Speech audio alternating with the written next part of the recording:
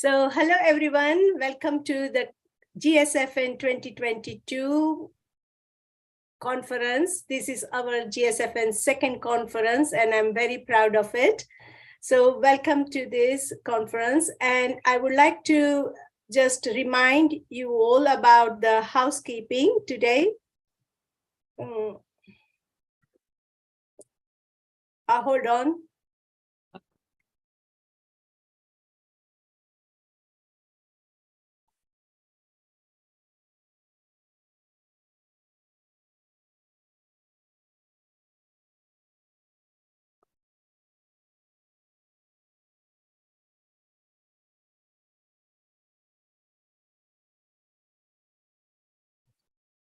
So this session is going to be recorded and it is publicly live. And please communicate your name and activities, projects, whatever you want to share with the network through the chat function. It will be saved and then distributed to everyone. Also, there will be few photo sessions. Whoever speak, we will take a photo. So be mindful of that. And also at the end of the conference, we will take some photographs. So please be mindful of that. And also keep your video open so that we feel that we are with the group. However, you please keep your mic on mute unless you take the floor. So, and in case if we are thrown out, then you can log in with the same link so that we can come back together. So thank you very much. And for today's agenda is very simple. I will give some updates on our activities, and then I will welcome our chair. And then we will go to session 1, which is mobilizing the power of innovation. And we will have a break, and during our break, we will do award ceremony. Plenty of people are getting awards, and we want to appreciate your connection and contribution to GSFN. And the second session will be societal and environmental challenges of our time. And finally, we will close by 5. So this is the plan today, and there will be day 2 tomorrow, which will be between 11 and 2. We planned 2 sessions this time only to accommodate people from everywhere, people worldwide. So that was the plan. So I would always like to talk about my vision and objectives as I do in many of our meetings, but today I'm not going to go through that. However, I have put a link to the TED Talk, which explains our vision and objectives. So please take your time whenever you have. It's only 5 minutes, and I would like you to know what we are about and so on. I really want to appreciate the activity which was very, very successful and led by Dr. Patricia Legunda, and Dr. Francia Santos was the who organized this connection, and Rina Flor Castro, who led on the technical side of this, and Ku Hoc Un from Malaysia and Dr. Jos Hussein from Netherlands joined me in delivering this series, which was Shaping Sustainable Futures Together series. And it was supported by organizations like University College of Estate Management, the Opeduca project, Maastricht University, and Beluga University from Philippines, and it was all to increase their presence in sustainability discourse. And I'm so proud to say that we had about 300 people attending this whole series, and we had a very constructive time. Now this series is going to be also published as a book in this coming year. And then I want to applaud a very, very great contribution from Mr. Sri Ramnath Mandali, who laid on delivering a Python for artificial intelligence and machine learning for SDGs series, which was 20 sessions. And he was tremendous. Like he was a very good trainer, as said by all the trainees, and he did a very good job in uplifting their skills and knowledge about Python for artificial intelligence and so on. And this series was supported by Benga Moreni Keji from Nigeria and Adeli Bamji from South Africa. So I'm very thankful to them too. We had plenty of other activities, but I don't have time to go through them. But I would say you can visit our YouTube channel where we record most our activities. And I'm very grateful to Dr. Irini Catrinho from Brazil, who nominated me for the Cresto Award. This is so honorable award that, and I feel honorable, and I feel that this was only achieved because of you all supporting my network. This award means actually it is an award to our network. And so I highly appreciate your all support to this network. And this is a 5-minute only award ceremony recording. And the award was delivered by the Senate of Argentina, which I had to go personally to receive the award. And then I would like to thank everyone again here who are today attendees, as well as who have spoken on our several channels and activities, and who have taken part personally to encourage each other and have gone into partnership. And there are plenty programs going on now throughout the world through this GSFN. Finally, I would like to, and I would also like to add that today we have 2,200 coordinators from 142 countries. So finally, I would like to welcome the chair, and she will take over from here. She is Dr. Refile Mofokeng. Sorry for the pronunciation, from South Africa.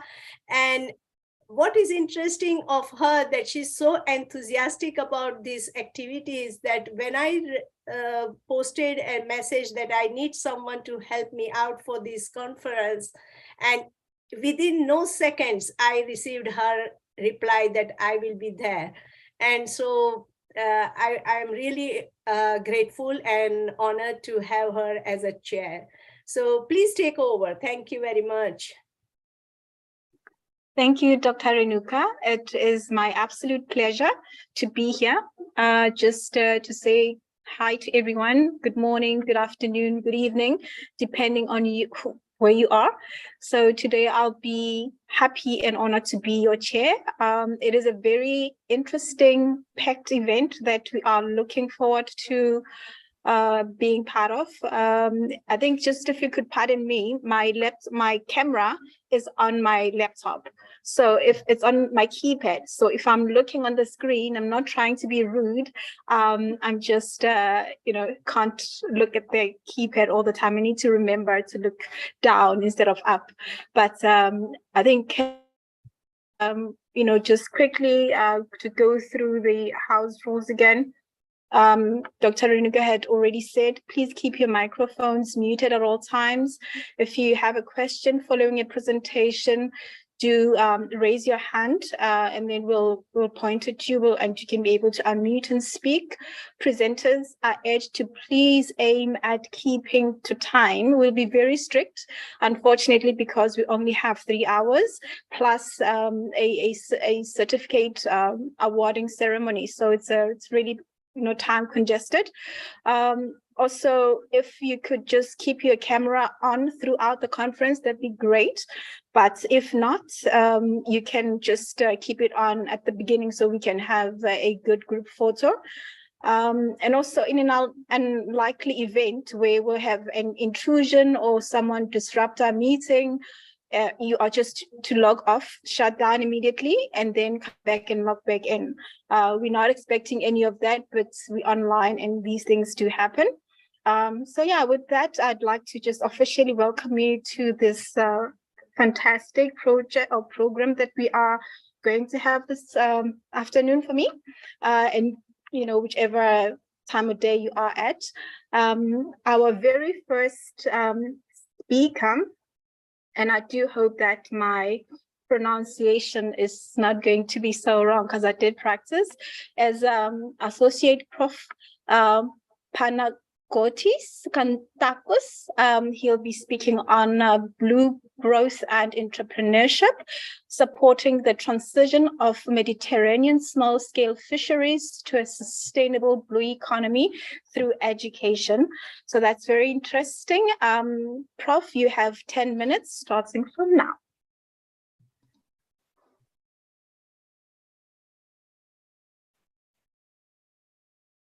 You can unmute yourself. Yes, just a moment to share my screen.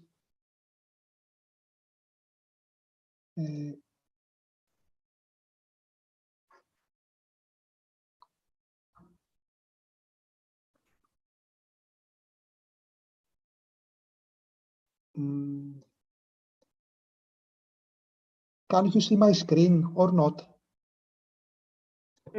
Not yet. Not we yet. haven't. Yes. Unfortunately, let me see why this happens. Are you able to share? There's a green button in the middle of your screen that should say Yes, share yes, screen. Now it should be okay. Yes, now it's perfect. Yeah, we can see it. Okay. Yeah. Okay. Dear Dr. Renuka, dear Chairwoman Dr. Mofokenk, esteemed conference participants, it's a great pleasure to attend and address this conference, this second conference of your network. And actually, my name is Panagiotis Kontakos, and I am Deputy Dean of the School of Business and Management in Cyprus. I hope most of us know where Cyprus is, a small place in the Eastern Mediterranean. And actually, my university is Euclid, Cyprus, which is a campus of Euclid, UK University, where Dr. Renuka is located permanently. So my topic is about blue economy and entrepreneurship, and I will start with a definition. I can say, what is blue economy and growth? Okay, for all of us to understand what is my topic about. Water covers 72% of the surface of the Earth, with marine and coastal ecosystems providing significant economic and ecological services and resources. In the case of Cyprus Island that I come from, the size of the sea, it is 10 times the size of the land. And in the case of Greece, because my origin country is Greece, the size of the sea is 4 times the size of the land. In other words, in Greece, we have 6,000 islands. Okay, 300 out of them are inhabited. And the role of the sea, it is very important. That's why I can say the term blue economy and growth, it is more relevant for small state economies or for countries like many of the Mediterranean countries, but particularly for Greece and Cyprus, that, as I said, I'm coming from. Starting in 2012, the United Nations Summit on Sustainable Development, with the adoption of the 17 SDGs, it was followed by the European Commission with the development of the Blue Growth Strategy. Blue Growth, it is a long-term European strategy to support the sustainable development of the maritime sectors. This strategy recognizes that the seas and oceans are levers of the European economy with great potential for innovation and growth. The Blue Growth Strategy was adopted in October 2012 through the Limassol Declaration here in Cyprus. The blue economy places emphasis on conservation and sustainability management based on the idea that healthy marine ecosystems are more productive and fundamental to sustainable marine economies. It encompasses the same desirable results that are inherent in the earlier concept of green economy and the most recent of circular economy. In other words, I can say that the term blue economy and blue growth, it is an extension of the previous term green economy and green growth a few years ago. Actually, it is a term that has been introduced since 2012. Now, blue economy, it is a very diverse sector. Okay, as I understand also our conference and our network is also very diverse. And blue economy covers many different sectors. I will only name a few of them: fisheries, coastal tourism, maritime transport, offshore wind energy, oil and gas offshore extraction, marine biotechnology, and many, many others. Out of these sectors, I have selected and we are focusing in our university in terms of research and project coordination in the sector of fisheries, and particularly in small-scale fisheries, which, however, are of large-scale importance. Fisheries are at the heart of Mediterranean and Black Sea life, from food security to family livelihoods, from economic growth to ecosystem services. So much in the region depends on the effective and sustainable management of its rich marine resources. For hundreds of years, small-scale fisheries have been integral to societies and cultures around the Mediterranean Sea, and today they continue to account for the overwhelming majority of fishing vessels. Almost 71,000 fishing vessels are small-scale fisheries, as well as fishing-based jobs. 127,000 people work in the small-scale fishery sector within the Mediterranean Sea. Now, having discussed this, it is very important to talk about the need for transition of the small-scale fishing sector to a sustainable blue economy.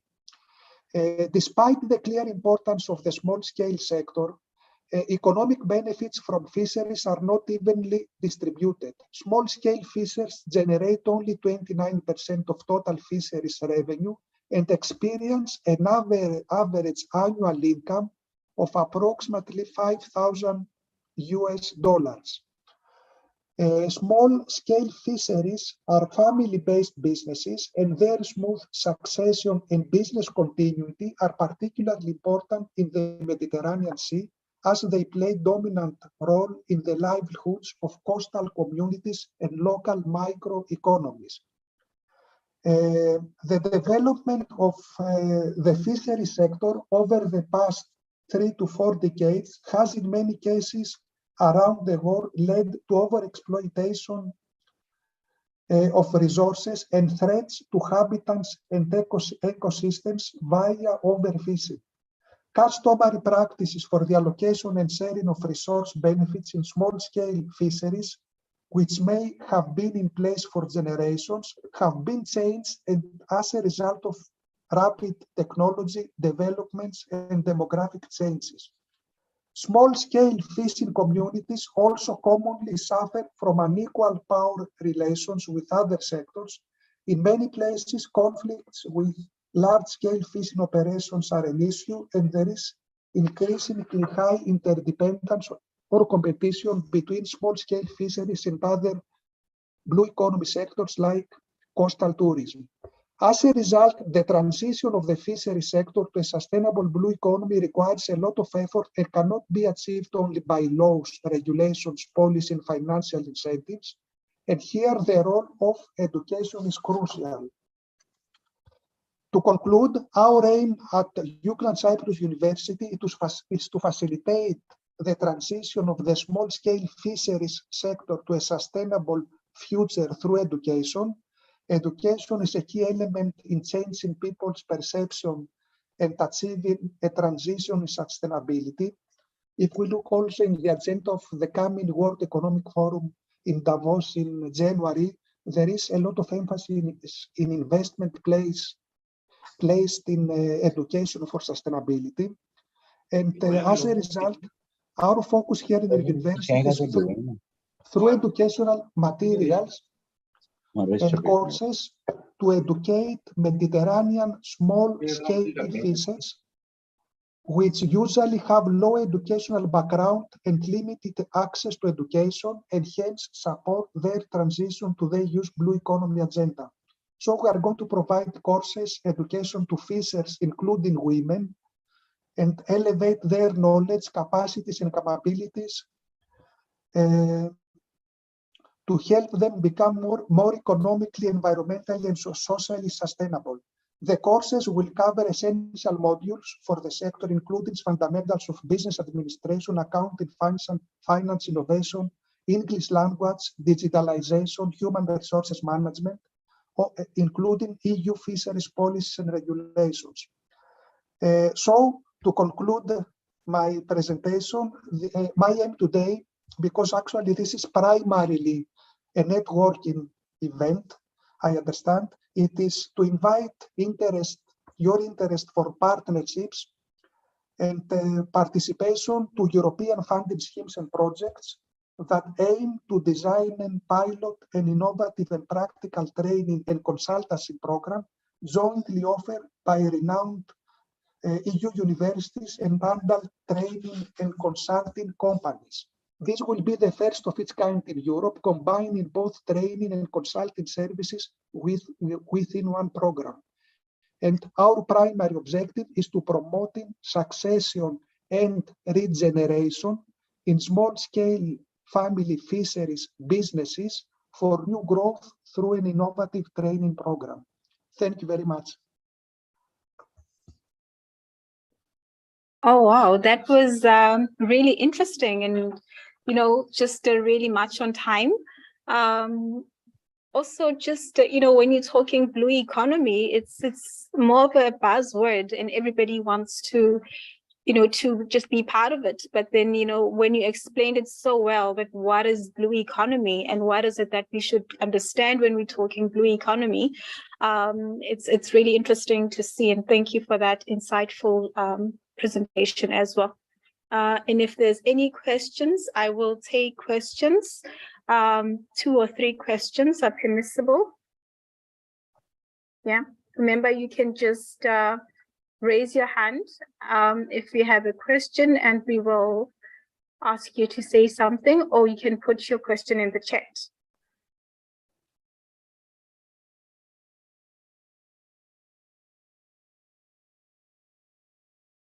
And maybe every topic is very specific, I understand, and it's a matter of specialization. And actually, blue growth is a new topic in general. The last 10 years has appeared in the policy agenda. If I may ask you this question, then, do you think that blue economy is feasible at this day and age, particularly if we're talking in the context of climate change? Do you think it's something that we should really be focusing on? Yes, actually, I can say, Dr. Nofogeng, it is in the center of many European policies the last 10 years, and increasingly the last 2-3 years. And there is a big effort within Mediterranean countries somehow to delineate, to decide about the boundaries within the Mediterranean Sea. I have included here only this chart in my appendix, a map of the Greek and Cypriot exclusive economic zones. Actually, these are the sea boundaries.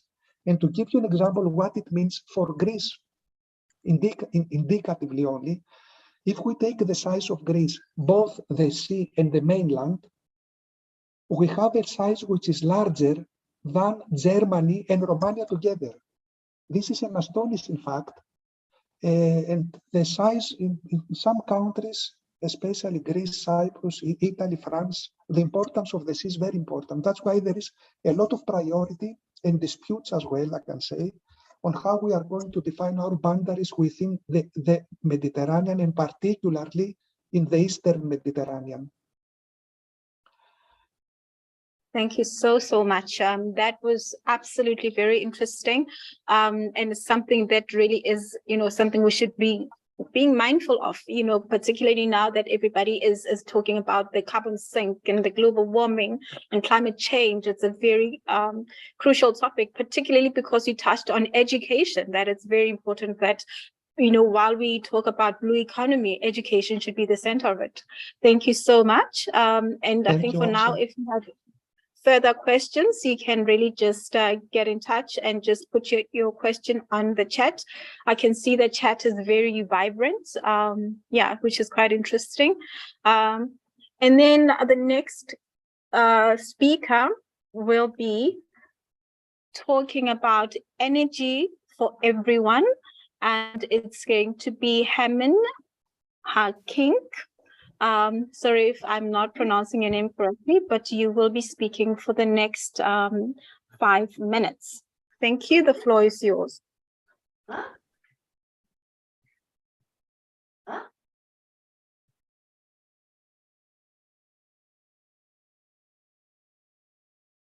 Hamin, are you there?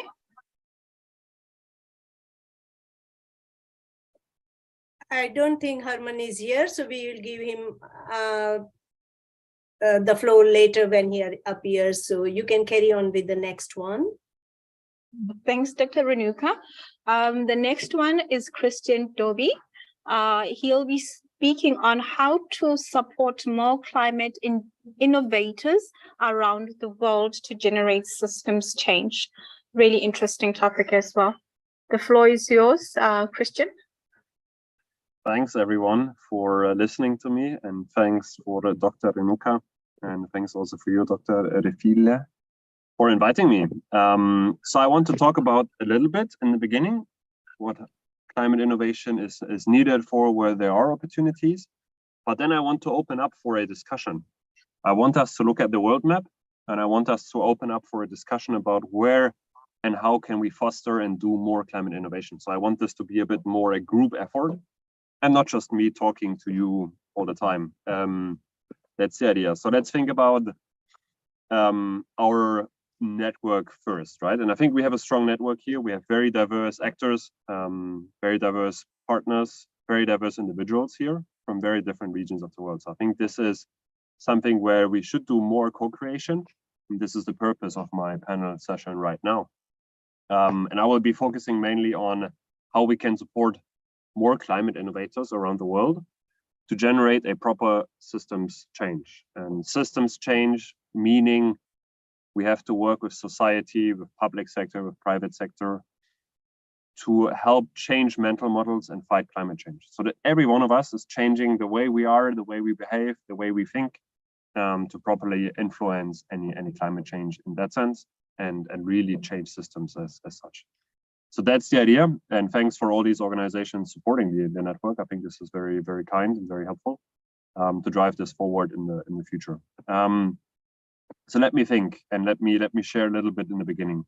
I want to frame this discussion. I think, of course, every one of us knows we are in code red, right, for humanity. I don't have to explain this. I think you all know.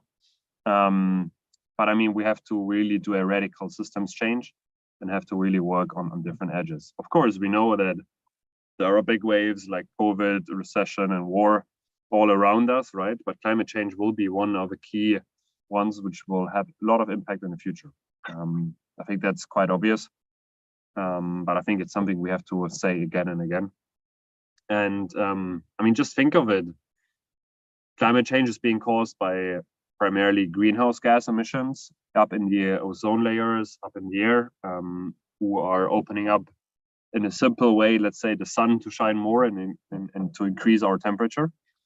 And I think this year we're still waiting for the number, but there are 50 billion or more tons of greenhouse gas emissions being emitted every year, right? And we have to think about how can we start reducing those emissions in the first place. And if we think of it, I mean, you probably all know it, but we have to look at where are these emissions geographically or industry or sector wise, right? And of course, you know, in China, United States, in the European Union, in India and Russia, we have the most emissions, top 10, including Japan, Brazil, Indonesia, Iran, and Canada, right? But we have to look also what are the industries. So you would see a common industry around electricity and heat, also manufacturing, also industrial processes and transport are key industries where we have to impact and reduce those emissions over time, right? So I think there are opportunities for every one of us, any ideator, any innovator out there, to look at these sectors, to look at these geographies and think, okay, if I want to make a real change,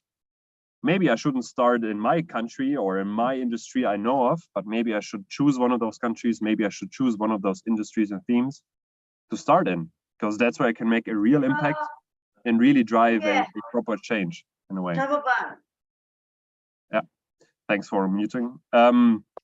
So that's the idea, I think, right? And this is just the basic or the basics of moving ahead and creating this kind of innovation and adventure. But I think we really have to think about changing and our mindsets and changing our behaviors, right? If you look at the iceberg, which some of us may have seen, is there are events happening on the surface, yes. There is certain environmental destruction, but we have to look at our patterns of behaviors and we have to look at, okay, how can we anticipate to stop any of those climate change happening, right?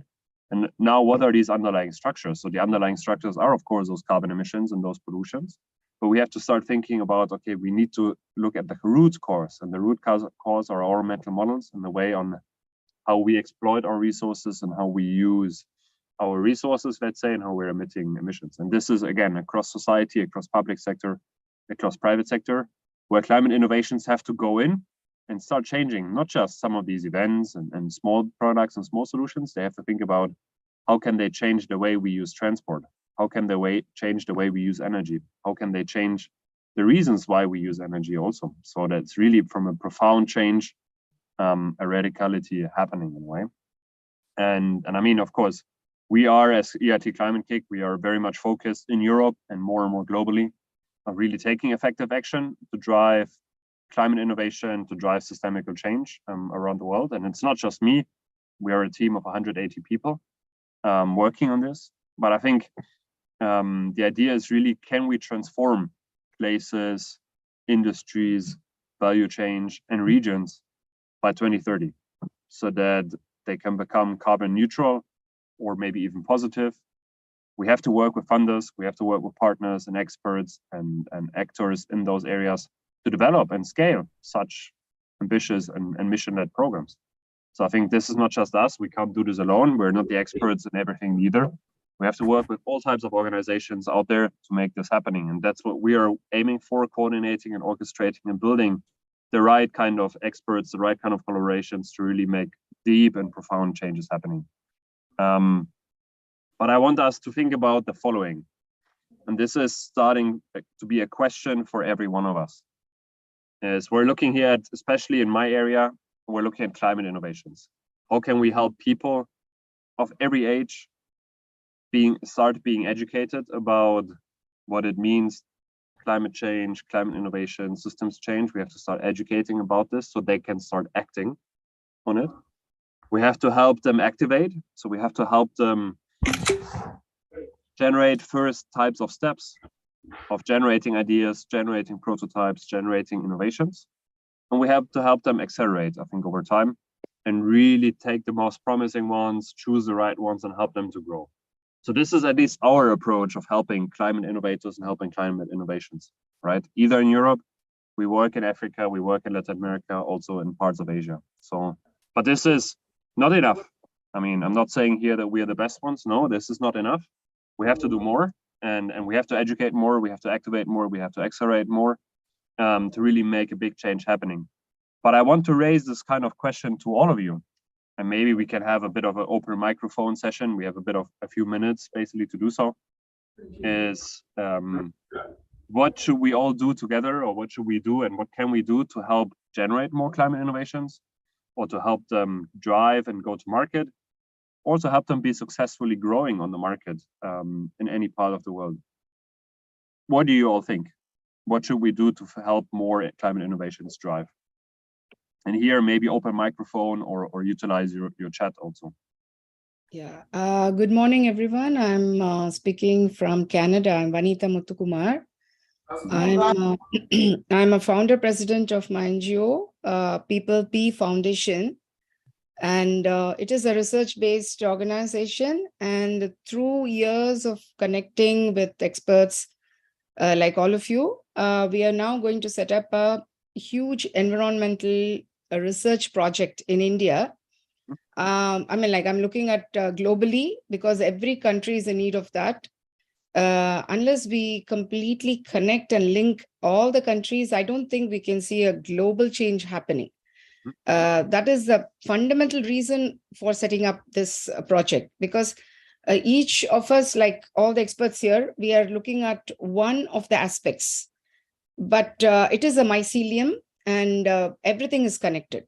Actually, all of us are connected, everything is connected. And I met Dr. Renuka just a few days back on LinkedIn, and I'm glad to say that she's a senior advisor on this project also. And we will be setting up courses, and through awareness, through workshops, through training, we can build at least the current generation to become future leaders. Because none of us have had mentors. I can say that without a doubt. We have chased watching all this with pain and passion. But children today are so much like clay that we can mold them very easily. And I also conduct this year-long programs with children. It is a way of life, actually, to be, we begin the morning with recycling and composting. And I've already come up with a lot of products which are chemical-free for bathrooms and household cleaners. Please interrupt me if I'm taking too long, Chair. That's fine. I mean, go ahead. Yeah. A bit more, we are this project. I want to invite all of you to join us. And the good news is that the government is willing to support giving us land. And we are thinking about the funding aspect, whether we take from the government or we make it participatory or collaborative, because governments do their work. I don't say no. I'm not going to criticize, because we don't begin to criticize and earn names for ourselves. That is not the way to go ahead. But at the same time, I think people power is more important, because fundamentally it is the underroot rural people and indigenous people who are badly affected with climate change. And when we say that we have to go to countries who are actually causing this carbon emissions, I think we begin in the reverse direction, protecting the countries which are actually not damaging the environment in a more positive way, because these damaging countries are going to go there, if I can make it very clear to all of you. So protecting the green zones and the blue zones are very important. And we cannot do only for land and leave the oceans, because they are in a tipping point. We are here. When oceans take like this, I think the world is gone. And we are not doing enough to cut the marine killing happening around the world. So I think as together as a campaign, we have to first stop this whale killing in Faroe Islands, dolphin killings of the coast of Taiji in the name of tradition. If it is okay, we cannot leave all the predators in the sea and we'll have no fish to eat. I'm not against that. But the nature has to balance itself of how many predators to prey should be there. And we should interfere less and less to cause more and more damage. Thank you, Vanita. Yes, I don't want to take more time because this can go on. Please, I give it back to you. Thank you. Thank you. We have actually, just if I can come in here, we have 2 more hands that are up and about 2 minutes. So if I can just edge the 2 people to just be precise and brief to the point, so that we can give Christian time to respond. Thank you. And Jekyll? Okay. Hi, I'm Jackie Golden. I'm from the University of the Western Cape. We've just had some really exciting workshops where we're looking at the way that science can change the way with communities. So I think we've got to look, we can't keep on doing the same thing over and over and over again.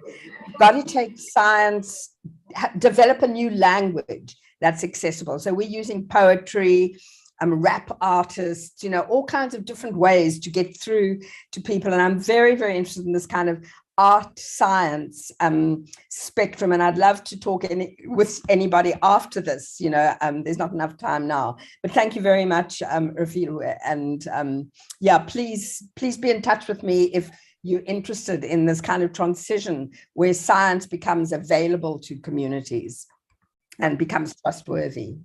Okay, definitely. Thank you so much. And I think now, Ernesto, you can just go on. You're muted, Ernesto. Yeah, thank you very much, Christian. That's a brilliant lecture. Thank you for the lecture. I have a quick questions with your group. Just recently, one of the pioneer in CSR, corporate social responsibility, I don't know if you recognize Dr. Wayne Vizer, posted a question on his link in a site that the UK government just opened a coal mine after the COP hostings in Ireland. And what's your reactions to that? A coal mine after 30 years, just open it. Oh, wow, that's a good one. Eric, do you have a response to that? I mean, Christian, do you have a response to that? Yeah, I do. Of course, it is not a good thing to do. It's both exploitation and more generation of greenhouse gas emissions in the future. They may have a reason because of the energy crisis to have a short-term workaround solution, which they may need to help their citizens. It's not the best solution, we know that, but we also know that some other solutions on renewable energies, for example, take time to get to the same kind of capacity of energy generation as coal can. Of course, it's not the best, but that's a movement forward, at least for them. But maybe also to add, I think on Vanita's point on research, I think it's very important to research more and find the right paths and the right innovations on climate. I think it's important. And also to what Jackie was saying, focusing on a different way of educating, a different way of teaching can be very, very interesting, and bringing arts and science together can maybe help more people, whether it's young ones or old ones or adults, to start getting into this business. So I think that could be both also of interest. So thanks, Vanita and Jackie, also contributing. But maybe I give the question to everyone else. I see Renuka has a hand up here. Yes, Renuka, you can go. Thank you. I was just going to come into the discussion with the Ernesto's question. Yes, Germany and UK have started looking at coal, but it was just due to the pressure of the energy crisis. And also along the way, when we have gone through these all innovations, we have also found some good, not really good, but a clean development or a clean production of coal. And could be that could be any other solution we might be looking, because when we are talking about climate change and sustainability, we should keep humanitarian in our mind, in the sense of the needs for people is upmost rather than anything else. And there should be a balance of having such decisions. So that's all I wanted to add. Thank you. Thank you. We are out of time. It's actually a very interesting conversation. And I think what comes to mind for me is it discouraging for the global South to really want to get off coal if you're finding that, countries like Germany and all of them that had made such progress are now going back to coal? It's just an open question, and I think, feel free to just discuss it in the chats, and I think Eric will be there to just keep watch as to what is it that people are saying on this chat. Yeah. Thanks, both, then, for the option and for the time, and thanks for listening in. I'm happy to listen a bit more. Yeah. Thank you, Christian. Okay, and then the next person is going to be speaking to us about sustainable Initiative, Business Visibility and Credibility. It is Pareen Makadia. Thank you, Pareen. You can carry on. Okay, yeah, I hope you all can listen to me. Am I audible? We can Yeah. hear you. Yes, you're audible. Thank you. You can proceed. Yeah, so there are two things what I'm going to discuss, or two different initiatives. The first one is not my initiative. We are supporting the initiative. So we work closely. So they have given me a chance to represent them. And we'll take through their business, basically, how they are trying to support. Primarily, we'll be discussing about sustainability education. The focus will be the education. They do a lot of other, they also support business, but in this session, I'll try to discuss about education. Let me present. Is my screen visible? Not yet. Okay, once again, share screen. One and share. So, Yeah. Perfect. Here you go. Yeah, we can see your screen. Yeah. Okay, good. So this is about the visibility, more to do with the visibility.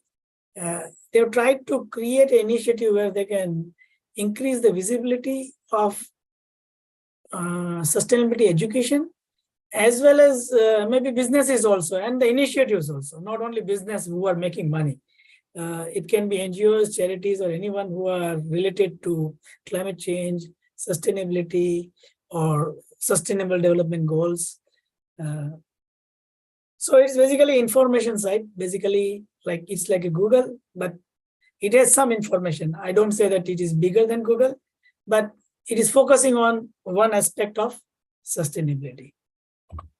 One thing what I noticed is they are number one in especially sustainability education. Maybe you can find more number of educational courses related to sustainability on this platform than Google.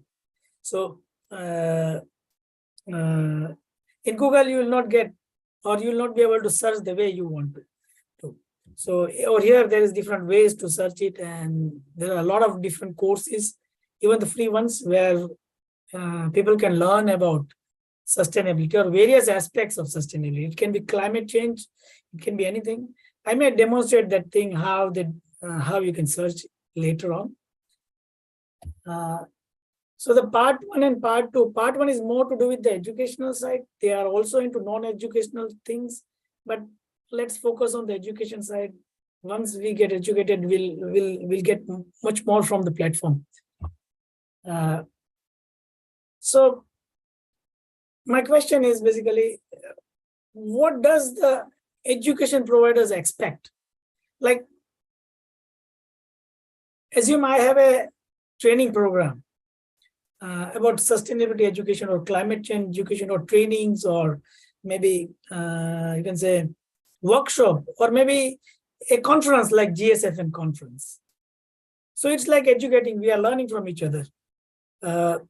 If I want to meet Christian for 20 minutes, I may not be able to meet him or learn from him because his schedule might be quite busy. If I want to meet Dr. Renuka, I may have to fix an appointment what time she is not busy. And maybe I may not be able to learn. So this kind of platforms help us exchange views and learn quite quickly rather than fixing a meeting with each other.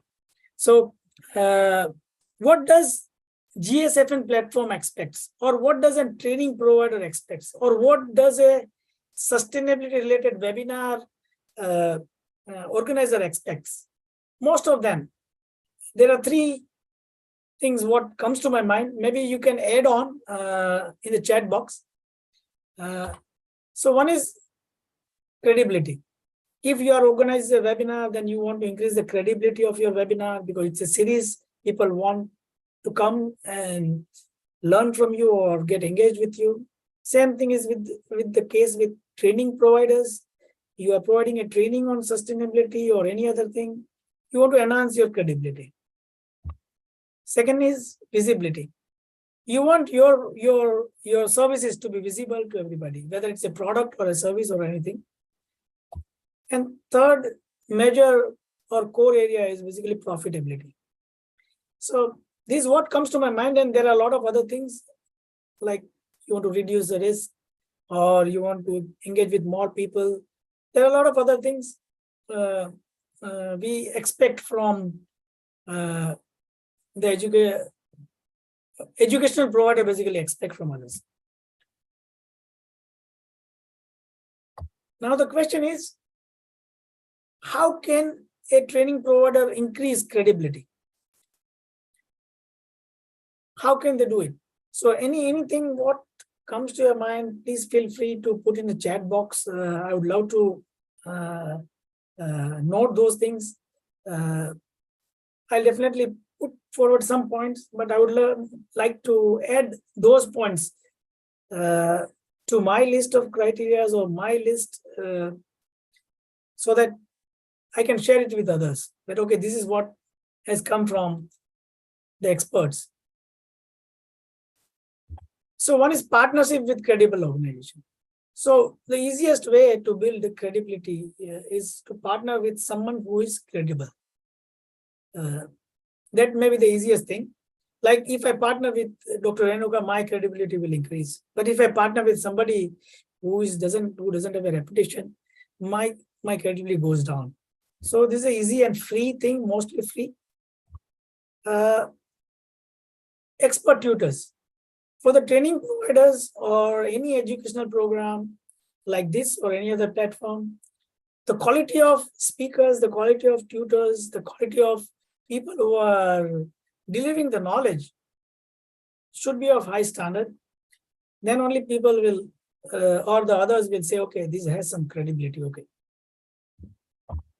The third thing is the engaging content. The content which we saw about blue economy, which we saw about climate change and the graphs and presentation from Christian, that's all engaging content that, okay, there is something, there is some solid knowledge or solid research being done before presenting those slides or making those slides. And the fourth thing is maybe accreditation. Like somebody else is saying that, okay, this thing is good. It's like a reference point. That, okay, yeah, it is. I'm not saying that I'm good. Somebody else is saying good about me. So, okay, so the third party will trust me more. So these are the 4 points which came to my mind. And this doesn't mean that these are the only important points or these are the only points. Feel free to put in the chat box, and I would love to add that to my list for the future presentations, or maybe for the social media post, which we'll share with the reference of GSFN group.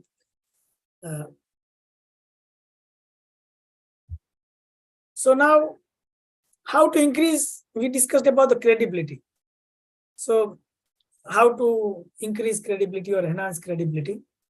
Now, how to increase visibility? So one is social media and other promotion, which we do, like we do some post on social media, or we advertise on other platforms. Most of this kind of visibility is dynamic visibility.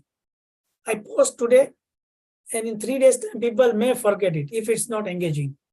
So, or if I want to know about that post, that, okay, somebody posted about this thing, blue economy, then I'll not be able to remember who posted about it. Then I have to do some search to get to that particular post again.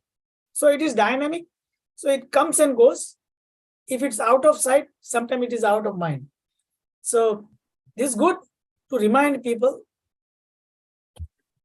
The second one, the easiest, is to get into the search ranking, like Google search or any other search engine. People search for it and you appear on the top and you have the visibility.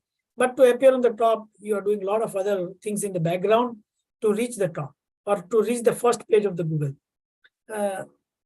So it is a bit difficult. Like you have to work for maybe 2 months, 3 months. You have to pay a lot of money to SEO experts, and then they will make you visible on the front page of the Google after 2-3 months of time, and a lot of payment or a lot of financial investment.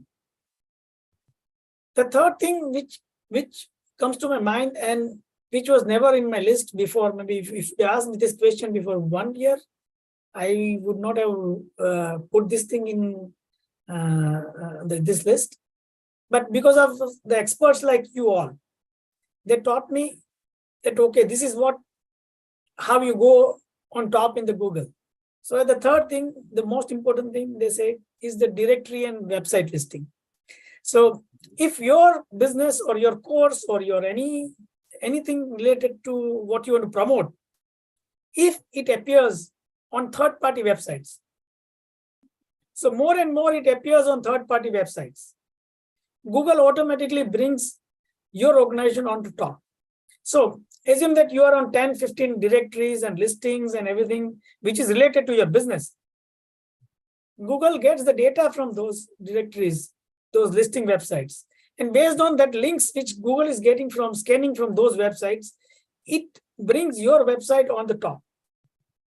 So more and more you put your website links or your company details on other, even your friend's website or any other company's website, it enhances your listing. So most of the organization doesn't let other organization appear in their on their website.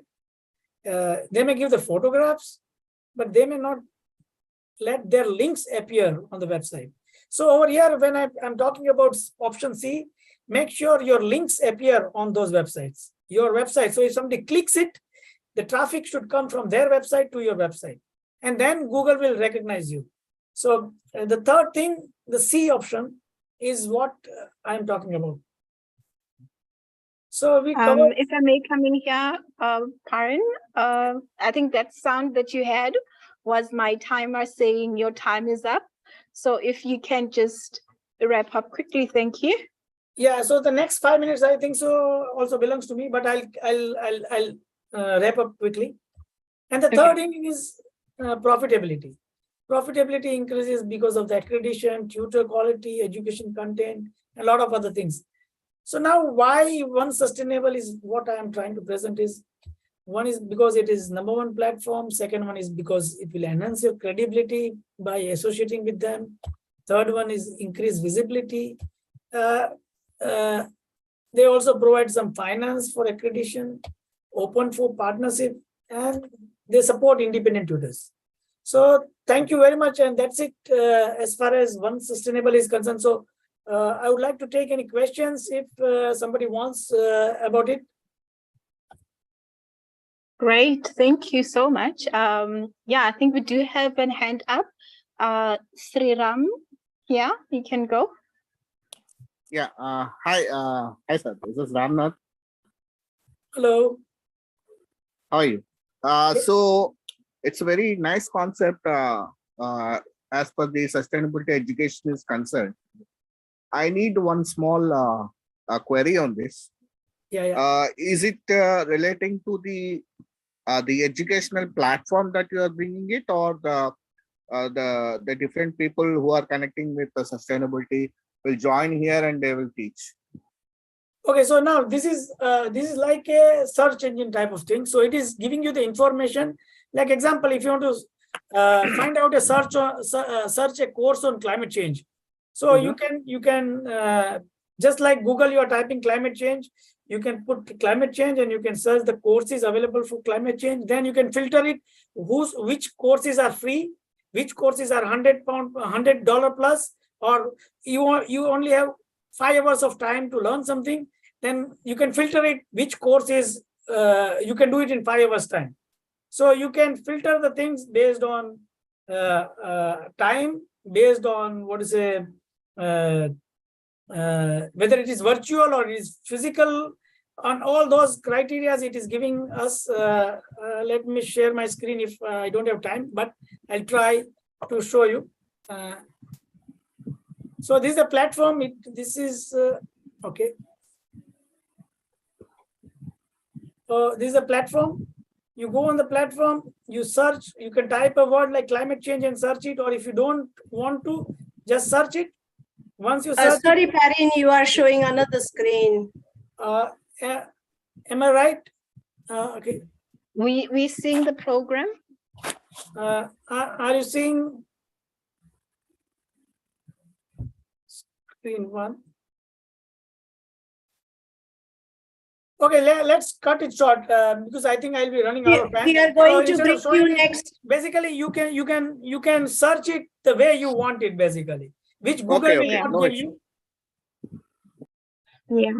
Thank you so much. I think we are out of time, but as you said, the next slot also belongs to you. Dr. Renuka, I'll give this right back to you. Thank you. Thank you very much. Thank you, Chair. And I would like to now just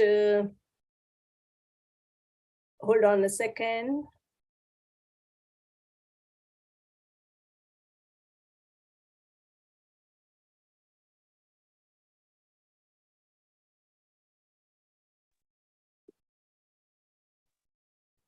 I think while we wait, if everybody can just have their screen, the video on, so we can have a quick group photo, that'd be great.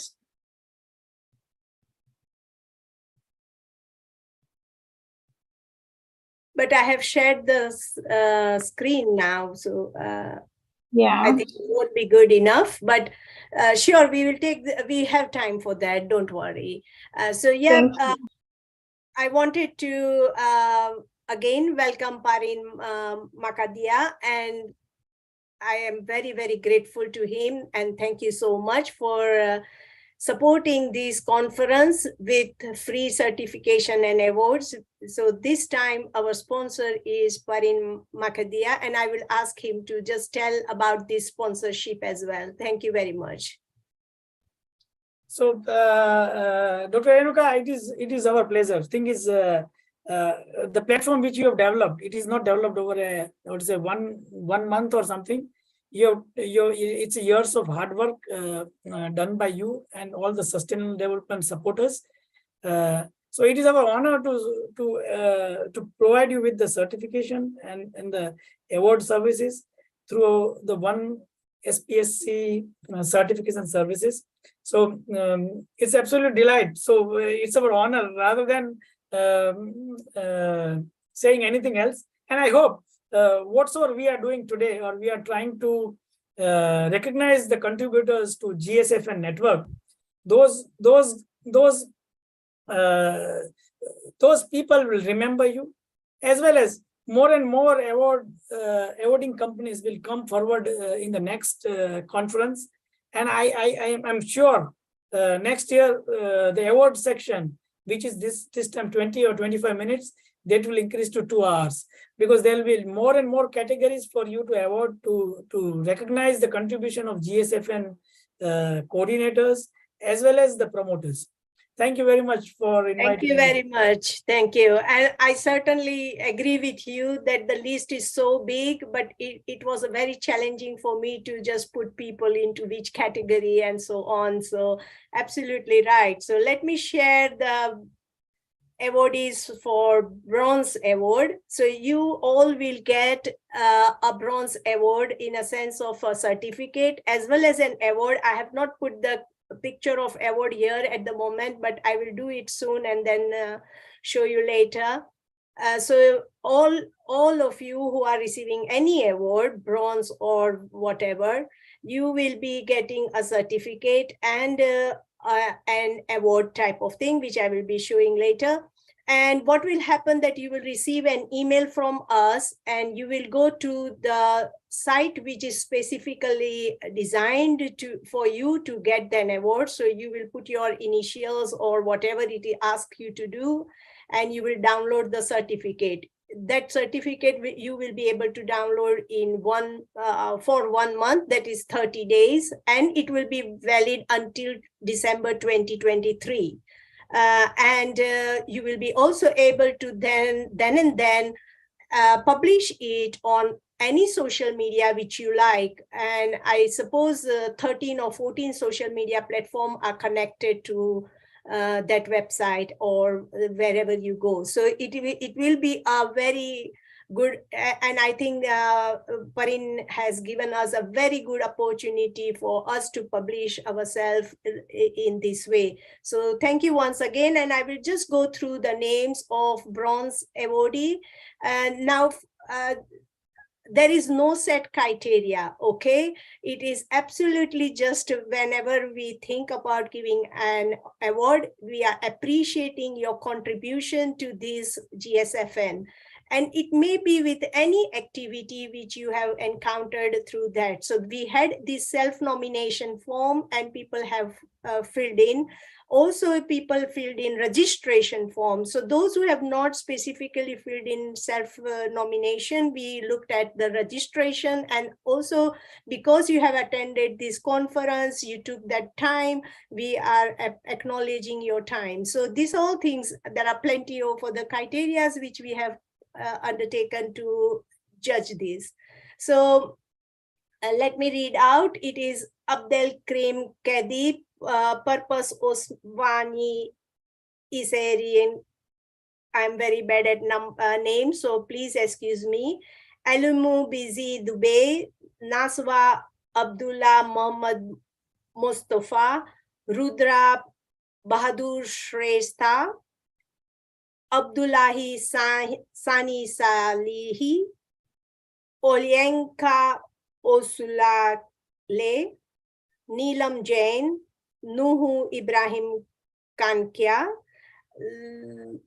Larosi Amale, Nagigoi Idit, Juan Ahmad Sayed, Sanot Adhikari, Rina Addari, Muhyiddin Etungji Oevole, Himatullah Masudi, Rajida T.S., Bisrut Fikadu, Pomed Sasihan, Ola Alumidi Benjami, Wamba Andre Dois, Vijay Kawale, Isa Dala, Emunil Bamo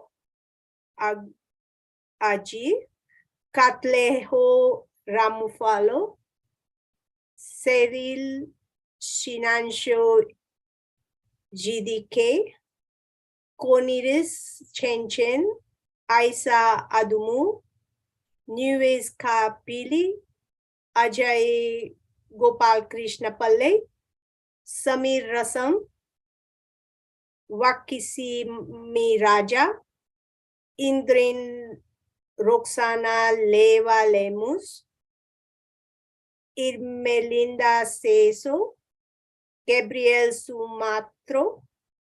Sumarto, Ashley Magenzo, and still there are few in here, Naswa Abdullah Mozud Mustafa, Steven Sheng Snage Ajeli, Omar Sasehan, Dinesh Kumar VM, Seba Sani M. Next category is of silver. And again, they will also receive certificate and the medal. So Professor Lloyd Scott, Archbishop Professor Simin P.O. Gebili, Ritu Chopra, Niharika Pandey, Dr. Chandran Vinod Kumar, Colonel Sandeep Sharma, Shakhavet Ali, Terry Kruger, Clemente da Silva, Natasha Wilson, Jailing Zio, Dr. Ayodeli Abid Danian, Sergio Gustava Astorga, Frank Koman, Varda Conrad, Dr. Amal Abde Halin, Chitra Adiodi, Colin Brainam Van de Sprin, Niranjana LS, Baziru Hasene, Farah Sayed, Henry Jun Suzuki, Thomas Reuter, Nura Muhammad Salah, I think I have repeated this name. Then Dr. Vinod Kumar C, Adoreledi Abidin Daniel. Again, this is a bit of repetition, so sorry for that. Johnson Joello, Emil Bamo Agi, Never Mac, Shyam Kumar Katta, Endeleka Lulaj, Maria Masood, Safkat Kezmi, Zuhura Ahmed.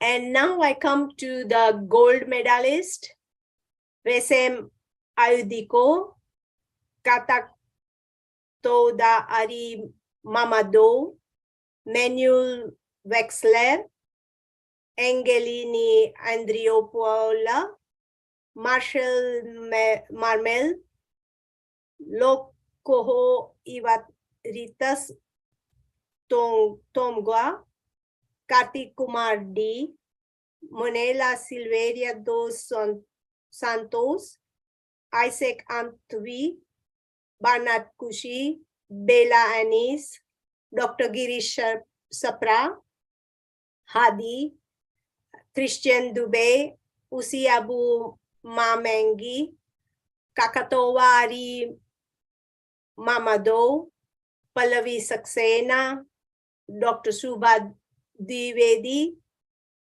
Engi Van Berkel. And finally, I come to the platinum members, and I would like to say one line for each one of them. Ashish Kelkar, he has been with us since the start of the day of this network, and he has been keeping the records of our members. So I'm very, very grateful for his time. He has been always present in all meetings, and he has given a lot of tremendous energy in our projects as well. Dr. Pranjal Kumar Pukan, he has also given very great, like a lengthy and extensive contribution to knowledge base in our network. Kushal Adhikari, he is also very prominent, and he works on many activities for the network. Parin Makadia, I have always been in touch, and whenever I give him shout, he's always there to help us. Professor Ernesto Corderia has been a pioneer in making connections in Philippines. He has always made GSFN the foremost organization to connect in Philippines. Linia Surwaniga Badrun is one of the pioneers for Indonesia. She has been working on a ground level with farmers in Indonesia, and I recognize her hard work immensely. Like, she has been very, very productive and a ground worker. She does an amazing work. Jasmine Frank, she has also made GSFN globally supported on her global platform, and she's always ready to attend meetings or bring connections. Sri Ramnath Mandali, he has been a pioneer in giving that series, which I already mentioned, and I'm very thankful to him.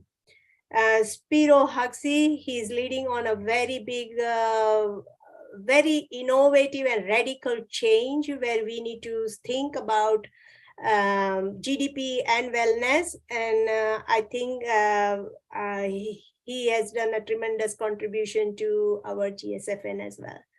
Hadi Sarwani, he is also very popular, I would say, and he is always there in our meetings and makes presentation. Though he cannot be live with us, he has always made a point to put his presentation through recording and Google, like other online tools which are available. Abdul Kuram is also very pioneer in water management, and he has brought a tremendous knowledge and courses to our GSFN, which will be relayed or which we will roll out in next year. Francois Santos has been also pioneer for Philippines, just like Dr. Ernesto.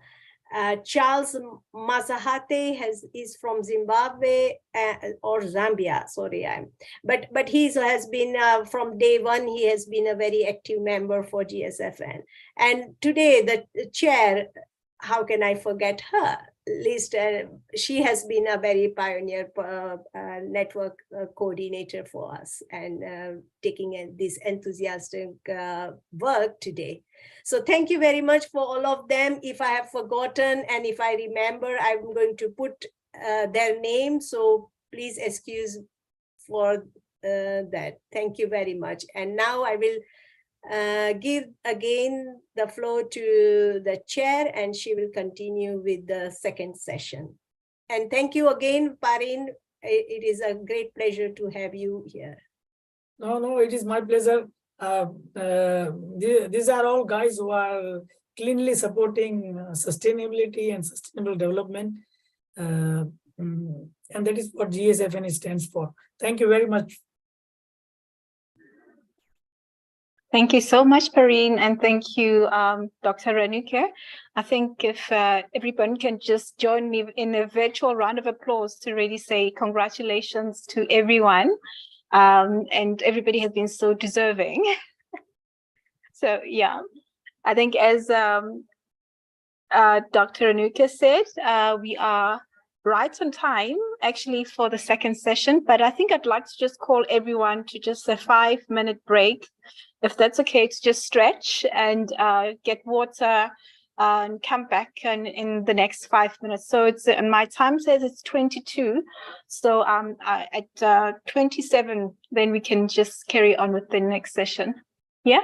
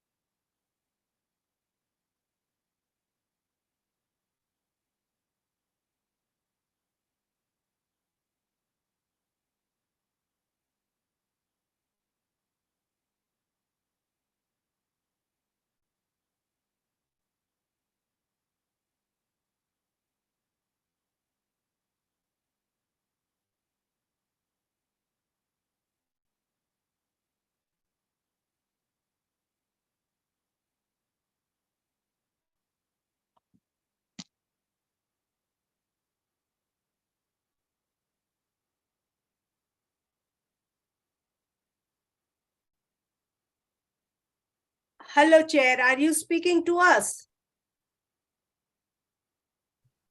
Oh, yes. Sorry about that. So I was muted the entire time. I just welcome everybody back to say we are all set for the second session, and it proves to be a very inspiring one.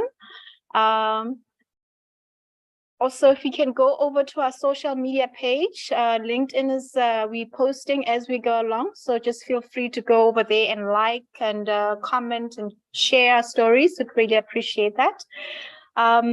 With that, we'd like to start our second session, themed societal and environmental challenges for our time.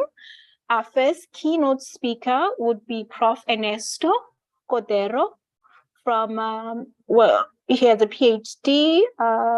He didn't say in what, but then he's actually talking about adding another E to ESG, ethical, the missing link. That is very interesting. So over to you, Prof. Ernesto.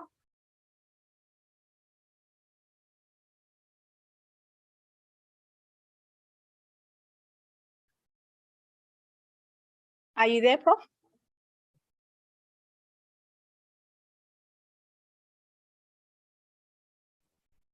Can you see the share? I send you the backup copy. Can you share with the Okay, projector? I can share. I can share. I have it. No, I have new one with Dr. Mofo. Okay. All right. I send it to you. Sorry, yeah. I just send it to you through Gmail.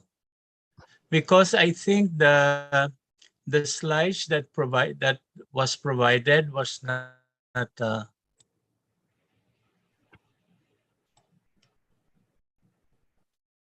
you have, Rafael?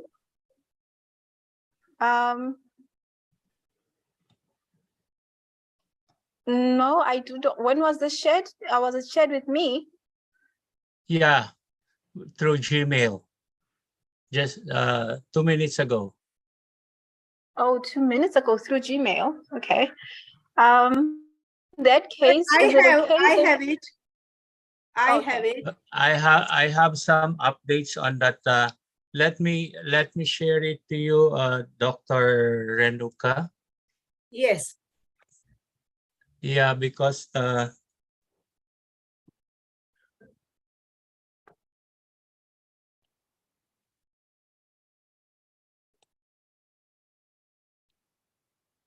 Can you stop your screen and then share, email us, please? the thing is, the PowerPoint is not working with the template that you Yeah, no worries. sent. So you stop sharing your slide screen, please. Okay. Okay. Can I propose that in the meantime, we have the second keynote another speaker? Yes, please. Yeah. And then Yeah, please. Ernesto, you can work out your way to me, yeah? Yeah. Okay, exactly. All right. Okay. So if we can have, sorry about that, Spyro Huxley. He'll be talking about the need to understand and promote the general welfare policy in economy. Spyro, are you there?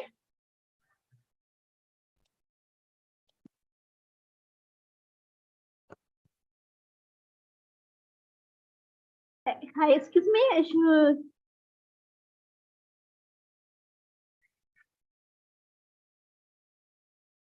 Is he there? Yeah. No, I think we have. He was here for a long time, but I think he is cut off for now. So let us wait for him to come, and you can carry on with the.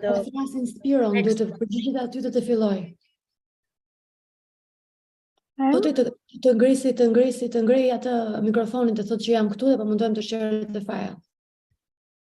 Hap telefonin dhe thuaj. Hap telefonin. I think in that case we'll move on to the next speaker. Unmute yourself. Donna. Të kuqe nga telefoni poshtë. Të kuqe. Po më merr me Lindën. Hello. Can everybody mute themselves, please? Yes, hello. Spiro is here now. Spiro. Yes. All right. hello. Spiro, you can carry on. Did you listen to me? Yes. Hello? Hello? Yes, we can carry on with your talk.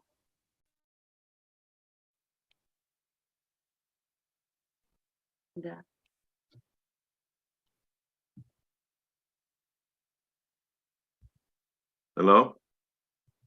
Yes, we can carry on with your talk. We can hear you. We can hear you.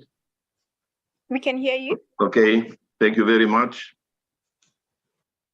Dr. Renuka, for giving me the opportunity to speak with the Global Networking Conference to represent my presentation, the need to understand and promote the genuine fair policy in economy. This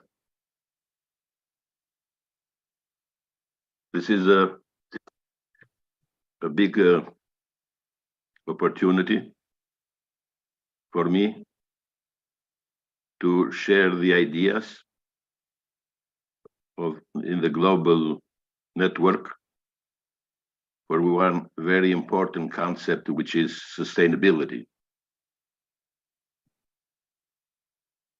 I'm based in the United States Constitution to explain the main leading concept of humanity. The concept of general welfare is the most important concept that leads any individual in life. But the truth is that we don't understand deeply this concept in the way that the human beings, any individual, understands in his mind. That means that the science doesn't know what the concept of the welfare it is, and it comes because the humanity, the society, the science doesn't know deeply how the individual human beings works. Individual is able to solve any problem in a very short time in the perfect way. And we are able to act in the very, very short time for any problem that we have, and we do the choices. The problem is that the science doesn't know how the human being's brain works. In this slice, I present the quality concept, which is very, very vague and undefined. Everybody interprets this concept in his way. That means that the logic, this happens because the logic is far knowledgeable than the language. The language is very contaminated, and many times we don't understand each other. The concept of quality is the first leading concept that leads any individual in life. So this is defined by the concept of value and anti-value. Based on this concept, we do the choices based on the concept of quality and define how much good is everything that we encounter in life. The concept of quality of goods, these slides, I don't know, do you see this, please? Are you listening to me? Yes, we do see. Okay. The quality is the base of differentiation. Base of the differentiation. And it is explained by this equation. Quality is a ratio between value and anti-value. And the concept of goodness is the same concept that is defined by goodness. When you do the choices, we do this ratio, and everybody in mind does the ratio of value and anti-value to define how good is everything that surrounds us in life. And based on this ratio, as I said, we do the choices. But the science doesn't know this concept. Actually, we do the choices based on the concept of value.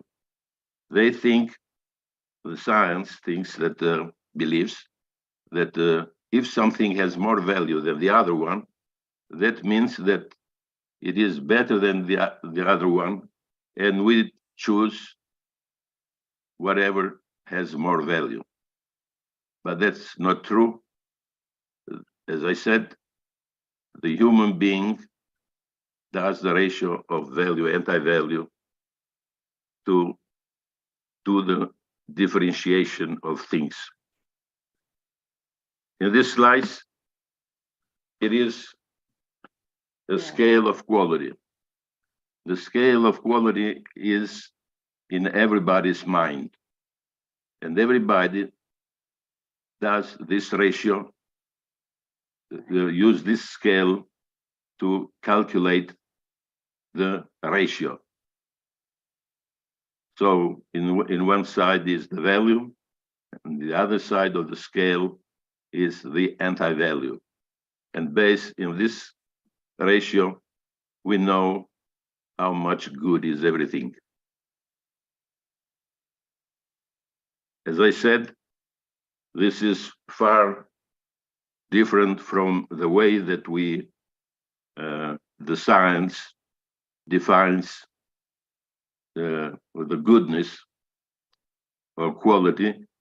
They equate the quality with the concept of value, and this is a big contradiction, and is very misleading concept that doesn't allow us to do and to control the life and business in the right way. In the Constitution of the United States, it says that promote the general welfare, it is in the center of the preamble of the Constitution.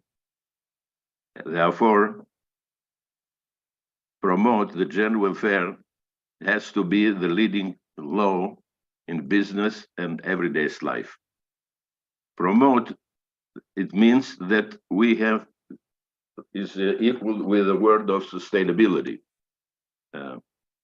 If we equate the sustainability to generate the welfare, and it is a concept that summarizes all the other concepts.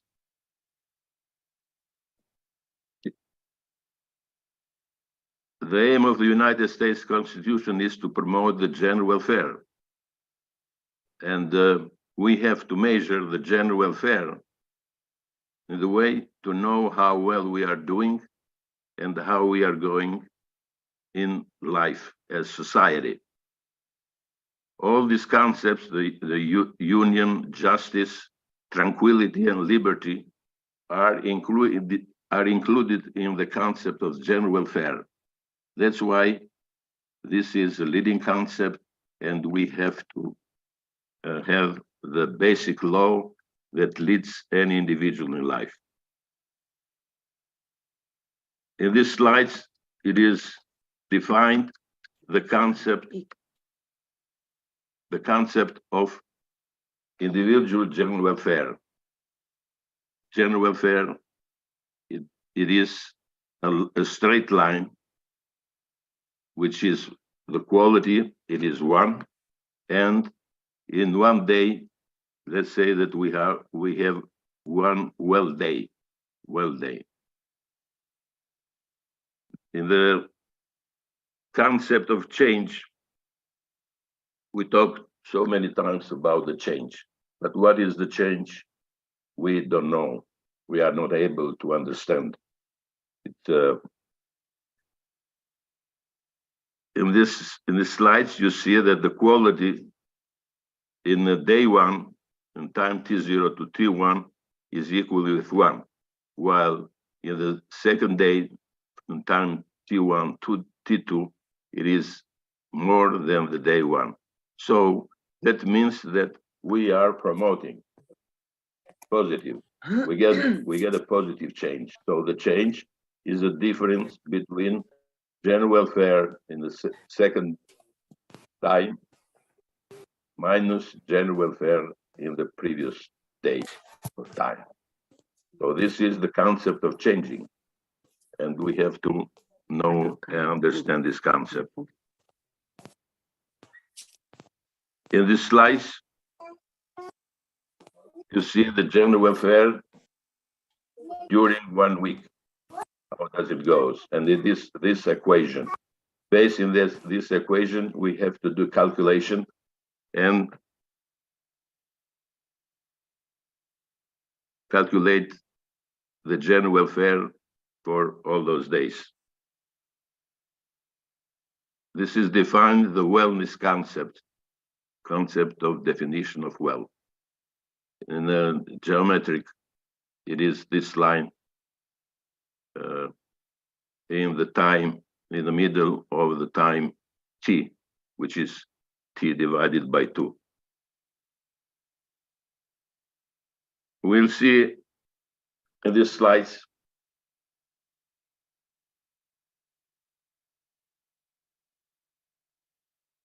how is the general welfare of the federal government of the United States. If you see this slice, it talks too much how and exactly how the federal government was doing during the during the time February 20, 2000 up to the time 22, up to the year 2022. If you see the slides, it is very inconsistent. It's not consistent. The welfare is going up and down, and the general trend is that we are not doing well. The government, the federal government of the United States is not doing well in time. But if you see this graph here, which it represents the gross domestic production of the United States, you see that it is very sustainable, and it goes from February 2000 up to September 2022, from 9.4 to 24.8 trillion dollars. The United States, the global United States gross domestic production. This, it looks that it is consistent, but that's not the truth. How well the economy of the United States is doing. Because this graph here tells you that we are not doing well, the federal government. And it can't be the economy of the United States can be well when the government doesn't work well. This is because the concept of value, measuring value in time, is a wrong concept, and we are following the wrong direction to lead the economy and life. In this table, there are all the data analysis based in the raw data that are plotted to those graphs that I just showed you before. And if you analyze this data, which are represented in this graph, we see that the general welfare, it is going, during 1 week, it is going down from 0.8278 to 8274, or it is 0.0004 well decline of the business. Based in this calculation, we can calculate, we can preview how we are going to be after 1 year or so. My conclusion in this presentation is that the promote general welfare is the natural law that leads any individual in life and fundamental law of the United States Constitution. The law of the growing profit, value, and GDP that are used to manage the economy are misleading and the root cause of bad governing and all problems of humanity that we have right now. The second conclusion is that shifting from value GDP to quality general welfare policy in economy globally is the only solution to promote the general welfare of humanity and save the nature from destruction. The third one is that I propose for year 2023 a smart goal, a smart global goal to promote the general welfare of economy with 0.2 well per year, with 0.005, 4.8 well per day, sustainability. So we have to have this goal as the smart goal to lead the world during the years 2023. We have to measure every day how the sustainability of the economy it is in the world, in each company, in the order to reach this goal to improve the life and business with 0.02 well per year. Without measuring, we can't control the life, we can't control the business, we can't control the society, how it's doing. And we have, that's why I propose to measure during the year 2023 to have a smart goal, global goal to lead the world and the economy. Thank you. I'm going to take some questions from you. I don't know if I have time, and I am happy to answer to them. Thank you very much. Thank you, Spiro.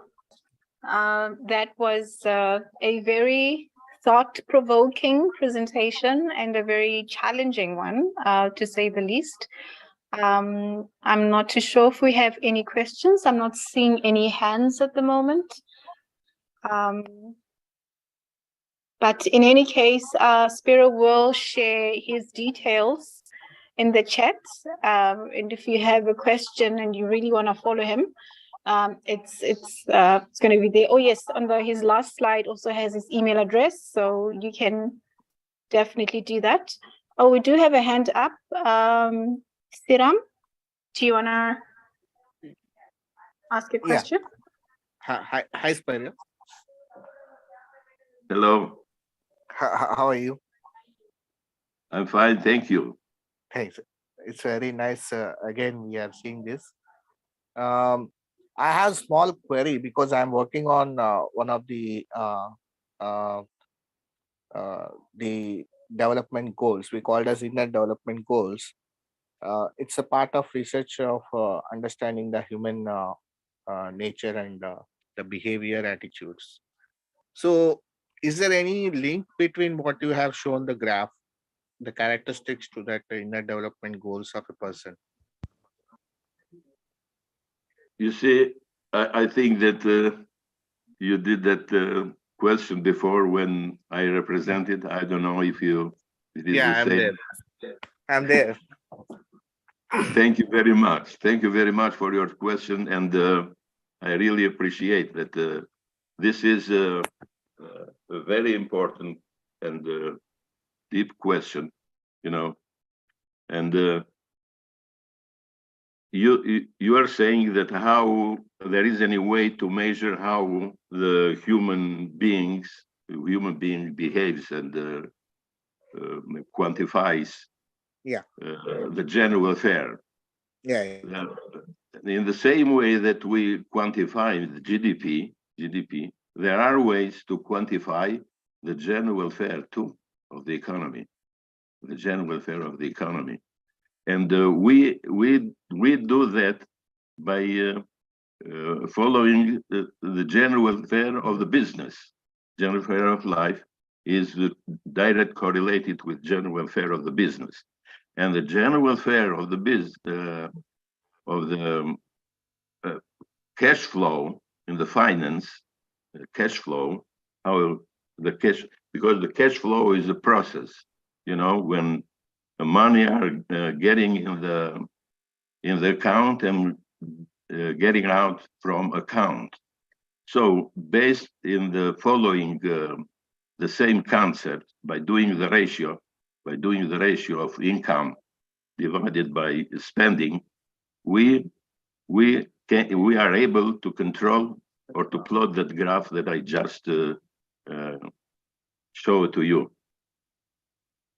So this is the good thing, that we can measure the general welfare of life based in the general welfare of business, and based in general welfare of business is direct correlated with the general welfare of the cash flow financially. So we are able, now we get the algorithms, we get the equations, how to do these calculations, and we can do that. This is, it is measurable. Yeah. Thank you. Thank you for that insightful talk once again. In the interest of time, we'll go back to Ernesto. Dr. Renuka will share your slides, and I think over to you, Ernesto and Dr. Renuka.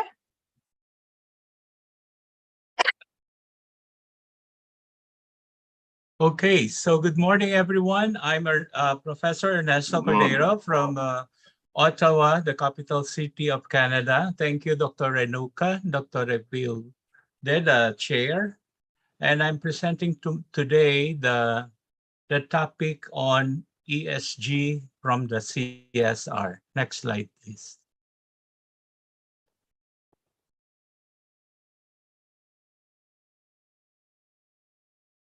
Oh, that's the last one. That's my problem with that. That's the problem with the... Sorry, I got only these slides. Let me go to the last presentation which you sent me and see if there is anything I can share. Give me a... So while waiting, let me just acknowledge, just like what we are doing in Canada, I would like to respectfully acknowledge that I'm presenting and I'm currently located on the ancestral, traditional, and unceded land of the Indigenous territory of the Algonquin people in Ottawa, Ontario, Canada, on whose territory we live, pray, and work. And extend honor, thanks, and respect to my host. Today, I'll be talking about ESG, or the environmental social governance. I I play up with the title, Finding Another E on ESG, which is environmental, social, and governance, which I believe there's another E that is missing, the link. And I say it's another E, meaning ethical. We are missing the ethical side of it. Let me give you a brief overview of CSR. The term CSR came into common use in the late 1960s, be particular with the dates, and early 1970s after many multinational corporations formed the term stakeholders, meaning those who organization activities have an impact on their particular community. So it was used to describe corporate owners beyond shareholders as a result of an influential book by Dr. Edward Freeman in the Strategic Management, a Stakeholder Approach, way back in the 1984. Now, CSR proponents argue that corporations make more long-term profits by operating with a perspective, while critics argue that CSR distracts from the economic role of business, which is pure profits. And others argue CSR is just merely a window dressing or an attempt to preempt the role of government as a watchdog over powerful multinational corporations. Hello. Can you see the slides now? I have made it available. Yes, thank you. Can you make some advance forward it, please? Okay, tell me. Yes, number 8.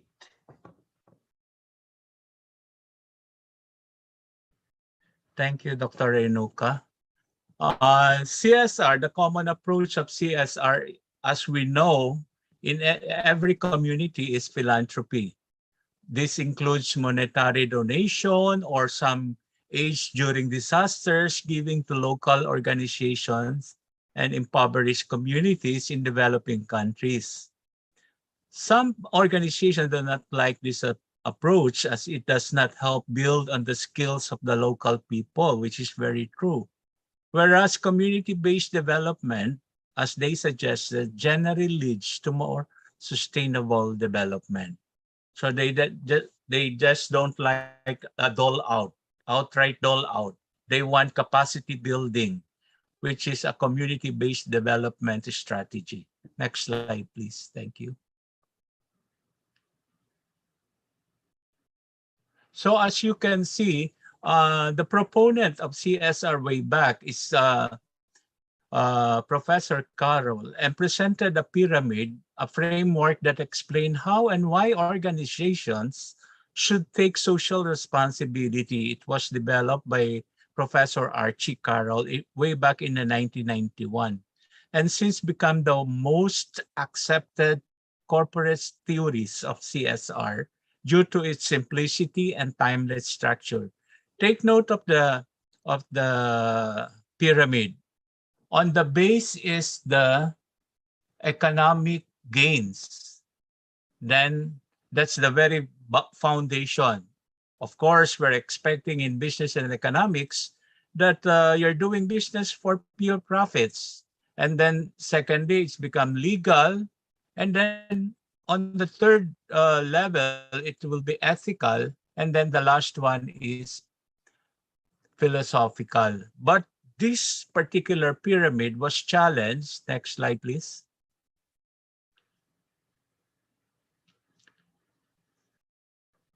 As they said, reflected and helped perpetuate a business-centric notion of CSR, which implies that economic responsibility take precedence over legal and ethical obligations. So the priority is profits and secondary legal and ethical. Next slide, please.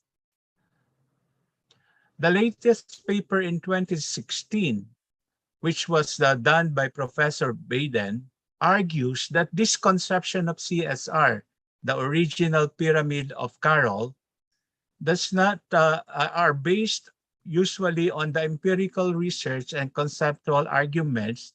And Professor Baden wanted to present a revised CSR pyramid with the responsibilities ranked as follows. The very foundation of business should be ethical, legal, economic, and philanthropy. So Professor Baden just rearranged the priorities and putting the ethical notion on the very bottom, which is the very foundation of operating business. Next slide, please.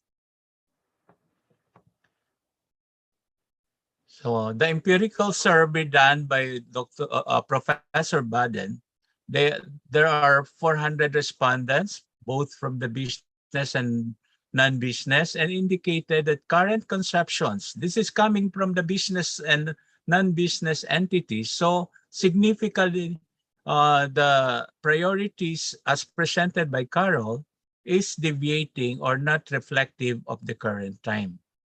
Thank you. Next slide, please. So the pyramid of the original Carroll's pyramid is presented on the four blocks. On top is the corporate, being a corporate citizen. Second is be ethical, obey the law, and then be profitable for the shareholders. Next, please. So just reaffirm. But some reactions, because from the shifting from CSR to ESG strategy, they are saying now that what happened to CSR and the suggestion made by Professor Baden should include metrics and targets that can be measured. And they are putting more pressure on companies to report ESG metrics. Regulators like SEC and the International Sustainability Standard Boards are preparing to roll out disclosure requirements. But these are not, and accordingly, the KPMG study are now looking to invest in the technology needed to collect and analyze data required for such reporting. Next, please. That's why, for example, here in Canada, CSO side changing enumerated some obstacles in implementing the ESG. There are changing regulation, patchwork standards, and lack of resources as the main stumbling block. And yet, another struggle is the lack of visibility regarding ESG risk and opportunity and how they impact operation in the short and longer term, and their financial impact on the whole organization. That means in the profitability section. Next slide, please. So, even a prominent citizen or business person in the name of Elon Musk of Tesla said in some of his interviews and asserting that ESG is a scam. It's a phony social justice for that ESG warriors have weaponized it. A good ESG score amounts to business compliance with the leftist agenda. So he's saying that if you pursue ESG ethical with metrics and standards, you are belonging to the leftist group that are demanding it. Some of the proponents also is saying that the ESG disclosure is but typically wanted to access non-reported information by the company. It could include the toxic waste spills, human rights violation, or corrupt CSO. They just want to use a cover-up ESG reporting as a way for reporting them. But doing business on more ethical way is the way on the current times. Next slide, please. So, sources of increasing pressure from reporting and transparency around ESG issue. Investors increase from 30, not involving themselves. They are now the number one demanding for reporting and transparency. The regulators are, or the investors are more assertive than even the regulators. Employees and new hirees are demanding as well. And the customer, as you can see, is only just curious about it at the 15%. Next slide, please. And so the top challenges, for example, in the Canadian CSO in delivering their ESG strategy are presented in this. The increase of frequency of changing regulation as one of their concern, identifying and measuring agreed metrics, lack of budgets to invest in the transformation from CSR to ESG, and the failure to create value from ESG investments. So again, profits is concerned. Now, the missing link is ethical in the ESG. Next slide, please. So for about 15 years, the CSR evolved from way back 1991 to 2016, where they recognized the ethical dimension in CSR. But if you can see, ESG began in way back in the 1960s, and they call it a social responsible investing. So if you just compute the time frame, it's almost 62 years that they're trying to demand a socially responsible investing, or the new terminology of ESG. Next slide, please. So we don't want to wait for another 62 years. As a matter of fact, the first group to coin the phrase ESG was the UNEP initiative in the report done in 2005. Clement Hunt and his team created the term in 2004 when he was working at the United Nations. He came to stress that ESG is often wrongly conflated with ethical investing. My question is, what's wrong with ethical investing? Should not be the base or the basis for profit with honor. Next slide, please. Now let's focus. Why are we taking it so much time to consider the ethical aspect of ESG? Just like the CSR, the SSC just recently charged Goldman Sachs Asset Management for failing to follow its policy and procedures involving ESG investment. They are doing a greenwashing here.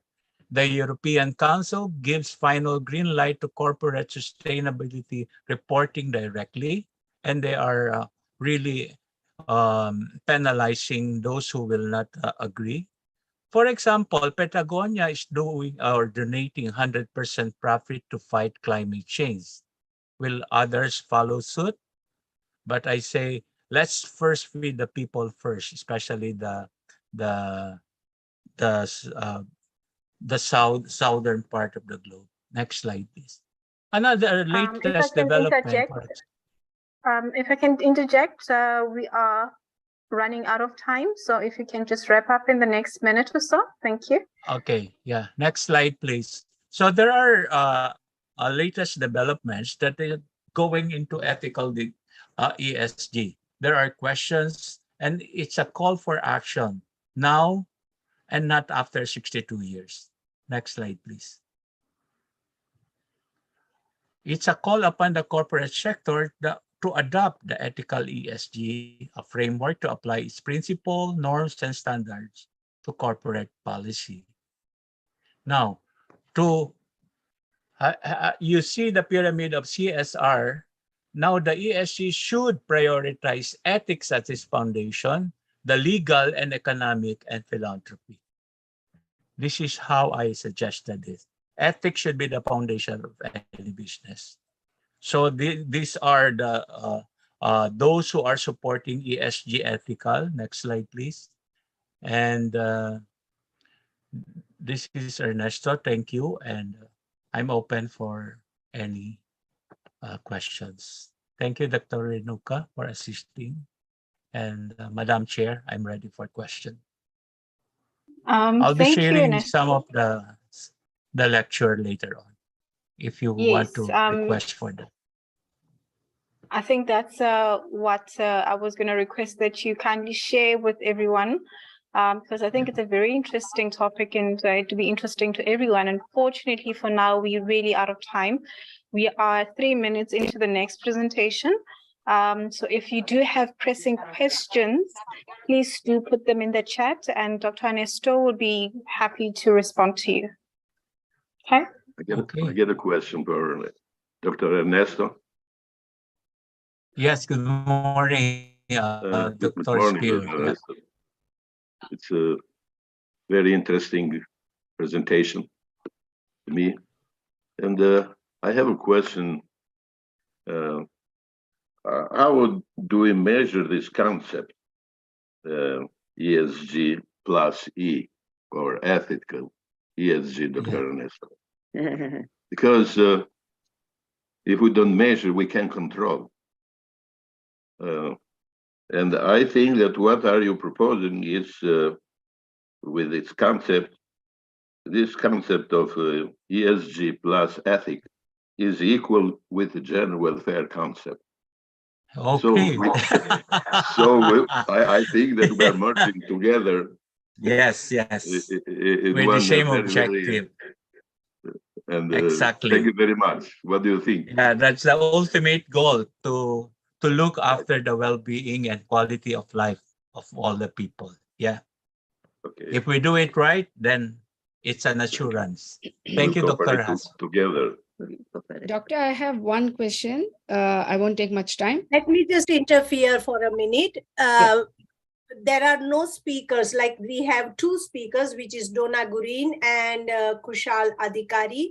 I've got a message from Kushal saying that he is in Nepal and they do not have connection at the moment, so he will not be able to present.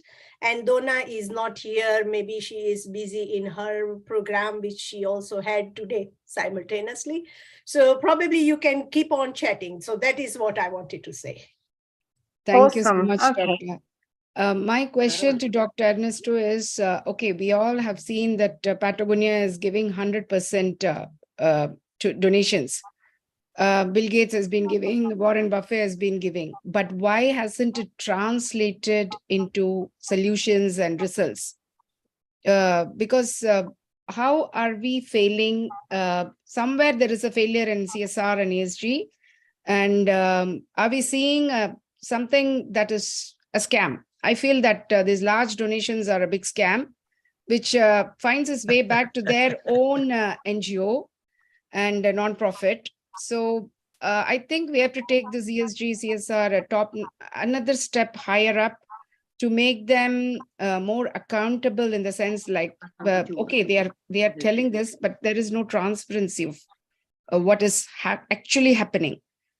And how do you see this, Dr. Ernesto? Because even Leonardo DiCaprio also has been donating. I mean, it's a small thing. But when people at that level are donating, and Africa is still backward, and still we are only talking about malaria, and actually, as you said, people are not being fed. Where are we? There is some flaw happening here. There are some gaps which are not being filled. And where are we lagging behind?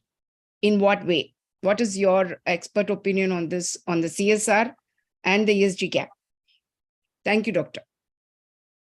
Yeah, I think the role is very much in demand now. Is the activism of the consumer. They can demand, for example, it is happening now in the global north, that consumerism is having the power to demand, because they can easily boycott companies. They can easily assert. That's why the involvement and the call was 33% coming from the consumerism. And I encourage the non-governmental organizations, especially the environment and sustainable groups, really assert that they have a say in running the business. It's not only that you are accumulating wealth for only a number of people, but you have to spread. I actually have in my presentation the Paul Newman one, and others. You mentioned that there are people who are really trying to donate 100% of their profit. And I would say, yeah, that's a good thing. But how soon can we have that? For example, the Newman's Own, funded by Hollywood icon Paul Newman, gives away 100% of its profits. And to date, it has contributed about $500 million to charity. But you have a point there, Professor, that this might be a venue or an organizational front for corruption or diversion of funds. That's why each and every one of us, especially those who are actively participating in this kind of, activism, which is in the climate change, sustainability, and the likes, and UN Sustainable Development Goals, there are still impoverished people in the northern or the global south that we should consider. That and much more are needed to support them. There are still people dying of hunger. That's why I'm saying, why are these charity people not sending their money to these people? So at least not to die. Children are dying. They are lacking vitamins and food, education, and healthcare. Where are these millions and millions of dollars are going? I don't know. Probably it's a self-serving charity, because there's a lot of charity being implemented, creating a scenario in the northern global north that they are also serving. But if you see the standards and metrics, as Dr. Haxi earlier said, the well-being is far how many multiple times better than those people who are dying of hunger in the global south. Thank you for the beautiful question. Thank you so much, Doctor. Thank you, Ernesto. I think that's Stephen. Stephen, I just want to say that you just getting in and out of your chair looks like you just go for a swim once in a while. So yeah, oh, your no, background sorry is about that. I'm getting my, I have a work meeting immediately after this is over. So I'm getting my stuff ready. Sorry about that. So no worries. It's not a big deal. It just looks quite interesting because that really beautiful background looks like you just go. Oh yeah, thanks. So assalamu alaikum, everyone. I'm an American. I'm in Tunisia. I work in global development and sustainability. I also do ESG planning and reporting for MNCs. And so to answer Spiro's question, I would say that to measure, so we do key KPIs, like key performance indicators for like, for example, for like how much you want to do reductions for greenhouse gases, right? And so based upon the KPIs, the indicators you have, then like maybe you say you want to try to reduce by, for example, 3% every year. So then you do programs and stuff to see if you're being successful in this. And actually now I'm working like with this one company, we're working per quarter, every 3 months. We're trying to do a reduction every 3 months. So it's pretty, I think it's great to do 3 months, because most companies do a year. And I would also say for ESG, when you said it was ethical, I would say ESG is all about ethics, because the reason why companies do ESG reports is to make sure that the companies are aligning with current shareholders and potential investors' ethics in the first place. So I would say, I don't think that E is definitely needed to be added, because ESG is all about ethics. Our companies following the ethics of organizations currently as it is. So, and it's also very important to make sure that there's no greenwashing. So I know with the organizations that I'll work with after I do the planning and the reporting, then there's always a third party that comes in, and the companies have to pay a lot of money to make sure that everything on the ESG reports are accurate, that there's no greenwashing and stuff. So at least that's how it is in the United States. I don't know about other countries, and now the SEC has proposed new guidance on how to do ESG reports. So it's kind of a hybrid of the different agencies, the previous reporting agencies. And so I'm trying to wait to see if it's going to be official or not. But yeah, this is what I do, ESG, like every day. So anyway, that's my input. Thank you very much.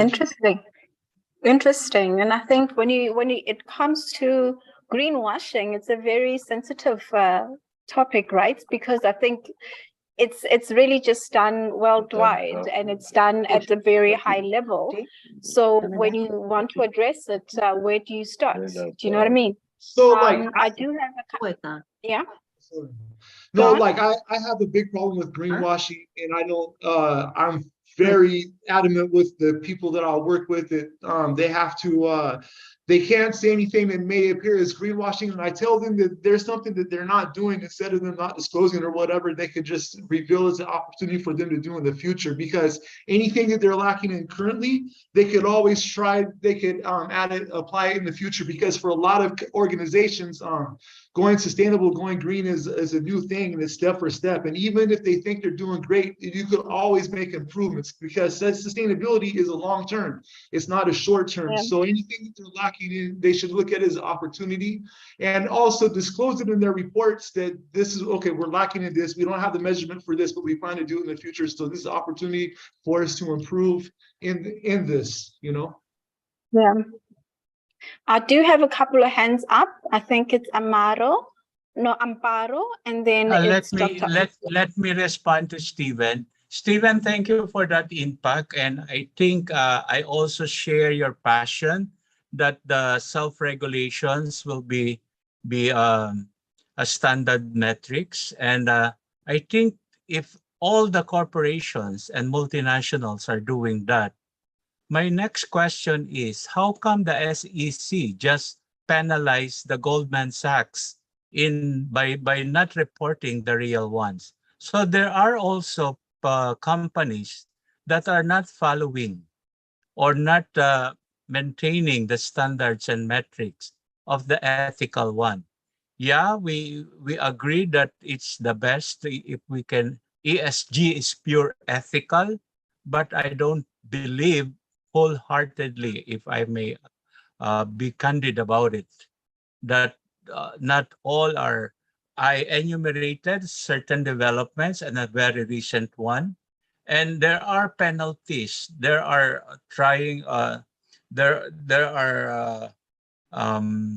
advocacies and commissions being established to monitor them.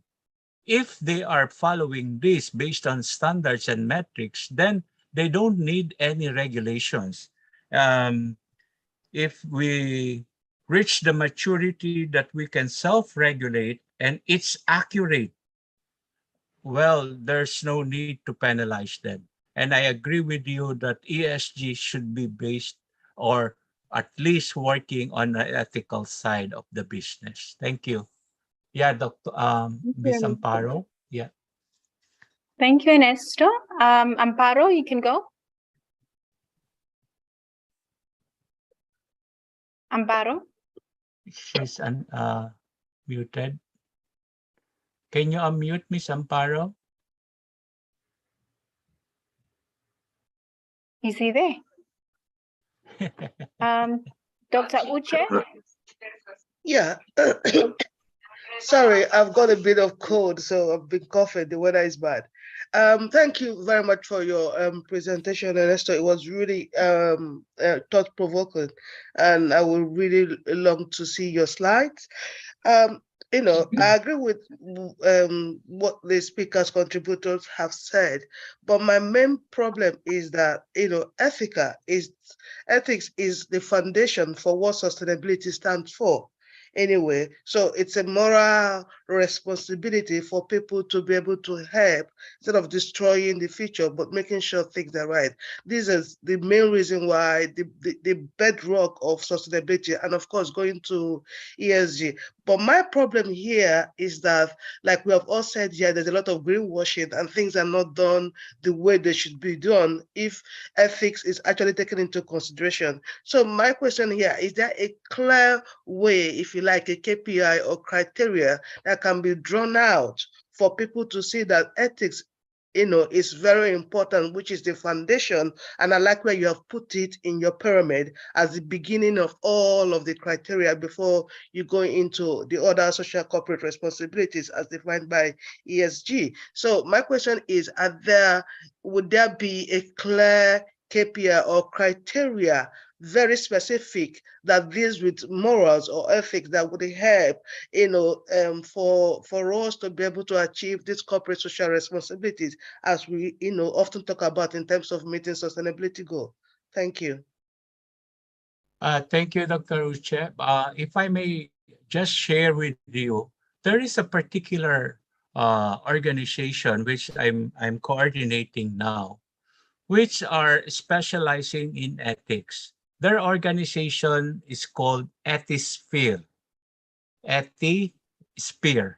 That is ethisphere.org, that measures initially the ethical standards being practices by different organizations, and they acknowledge and award them accordingly.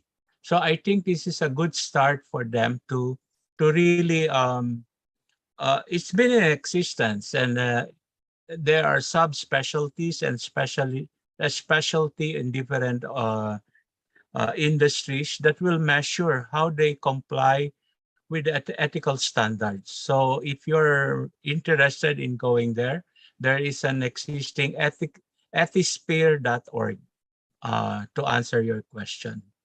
And if you want, I have a paper on that as well. Thank you. Thank you. Ms. Amparo. Yeah. Awesome. I think with that, if Amparo is not there, if anyone else has like a final comment, something to add, then we can close. Yes, Vanita? Oh, Amparo is here. Yeah. Yes. Okay, Amparo can talk. I'll talk. Dr. Renuka. Thank you, Monsieur Cordero, for the presentation. It's very interesting. I am work all the time in a different project, and I prepare the development des réseaux in Latin America, and Peru, Paraguay, USA, Mexico, Costa Rica, Ecuador, and Bolivia for the development the GSFN. Avec des recommendations de Dr. Renuka.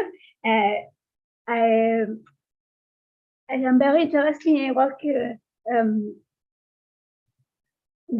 different projects for the climate, and work the education, but education is very, very important for the learning, the climate, and the sustainable development, for the life and in the planet. In my institution is very, very implicated in the development, it promotes the sustainable development and goals as a student and the other people is very important. Thank you for the presentation. It's excellent. Thank you. Gracias. Thank you so much. Yeah. One last thing. Vanita? Yeah. Dr. Ernesto, when we are talking of ethical, this thing of ESG and everything, See, these brands, when they create their clothing line and they keep changing according to the seasons, and what they do is once the season is over, the excess cloth is incinerated. Okay, they don't want to send it to people who need clothes because the brand is for the elite. Then again, we are talking about recycling, and I think there is a complete hypocrisy happening here. So why only Goldman Sachs when every single brand is doing the same thing? Why they single them out, number one, and how do we stop this kind of waste that is going to landfills? It is not given to people.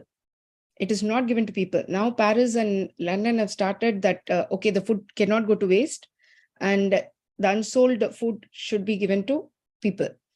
And in London, they have taken away the expiry date on most of the bottled products, which is a good thing. And when we're talking about circular economy and then we are incinerating all the excess clothing line that is happening, there is a complete imbalance. There is a complete no ethics happening here. And apart from that, there is no accountability of why they do this.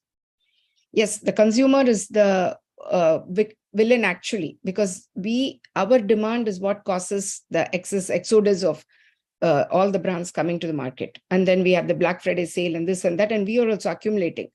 That is one thing from going from materialism to maximalism to minimalism. That is all essential.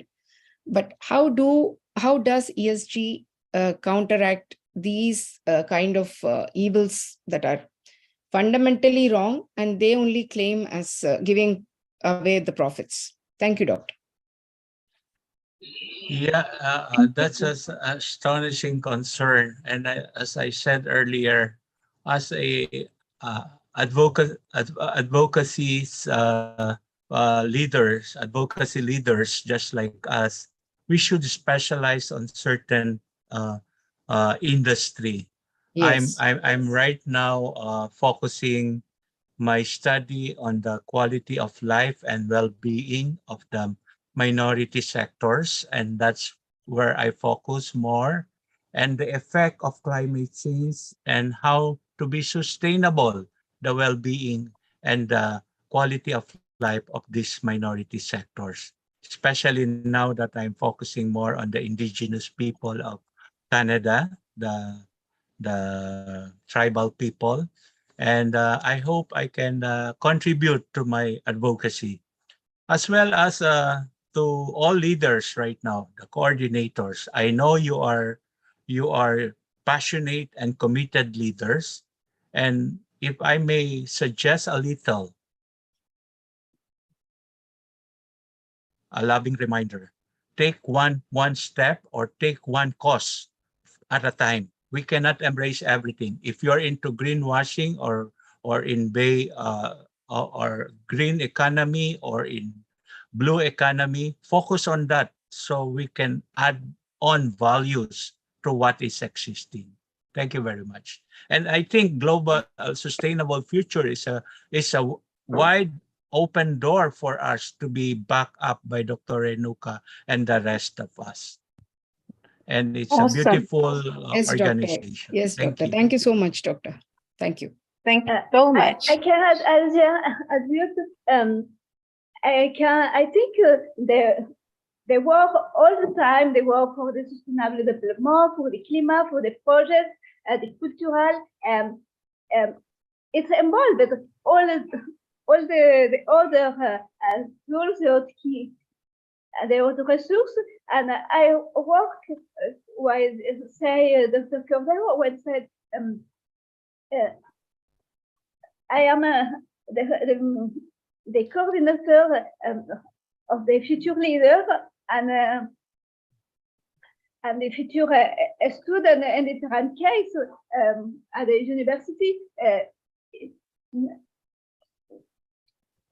We use work for the farmer, the future leader. We protect the planet and the life. It's I think in the Bible all the different goals. Okay, thank you, Paro. Thank you for your contribution. I think I speak on behalf of everyone when I said we have had a very fruitful, a very interactive discussion. At that, I will hand over to Dr. Renuka to just give us the vote of thanks for the day. Dr. Renuka? Thank you very much. Thank you, Chair. And thank you, everyone, today for an interesting conversation and discussion. I would ask Spiro to allow his wife to be on the camera, please. Thank you. Thank you very much, Doctor. Thank you very much.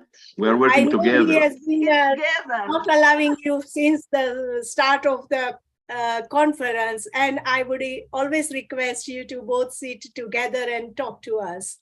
So thank you very so much. But he told me, no, go, I'm talking. All right. I must just share a personal experience with Spiro that his wife has been always supporting his work, and she is so enthusiastic about his work. So I highly appreciate that. Thank you very much. So yeah, I think the discussion on ESG was mind-blowing today. And especially, I would like to thank Ernesto for bringing this topic, and for Spiro to go beyond that, and to Stephen, who is he's already on ESG. And what I think that along with the qualitative measures, which we are talking about ethics and all, I think the Spiro's proposition of having it quantitatively is very much needed, so that we become very objective about it. And objective is like 2 + 2 is only 4. And so then there would be a less greenwashing or greenhussing or whatever the new topics are being discussed.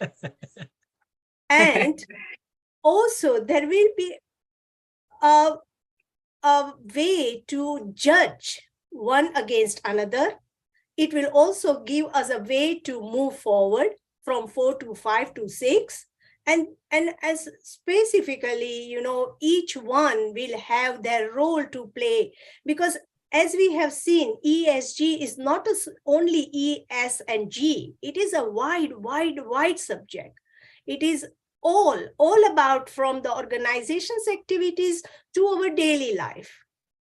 And if we think that large organizations are doing some faulty things, we are equally, I think, responsible for that faulty things.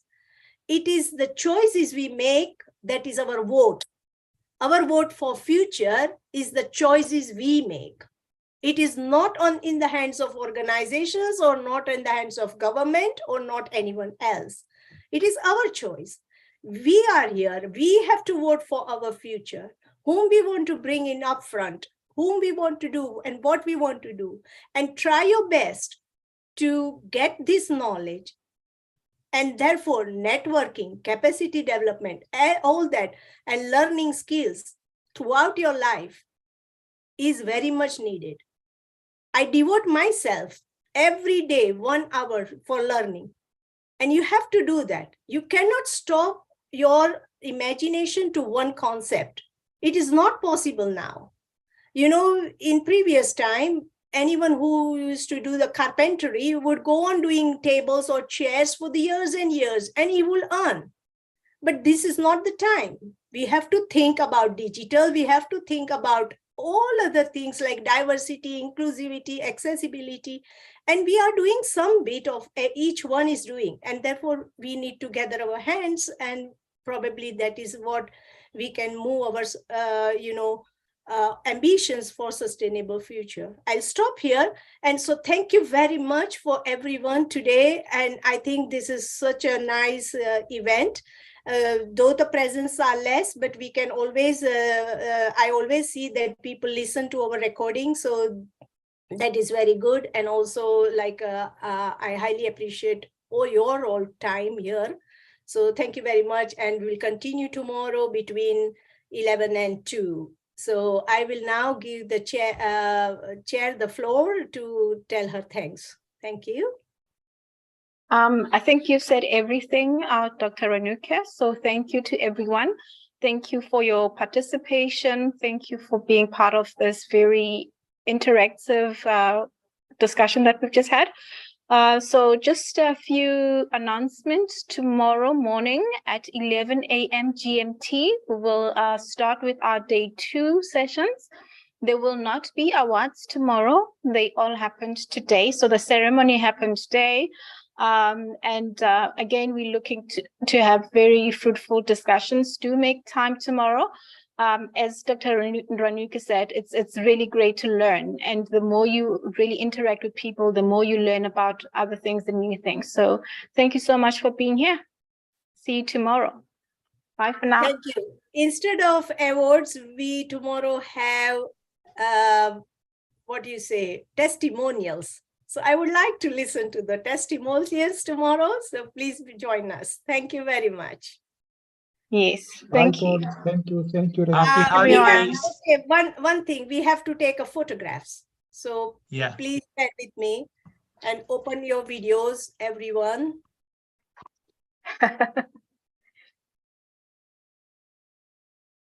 And just bear with me. I will. I'll have gel in my hair.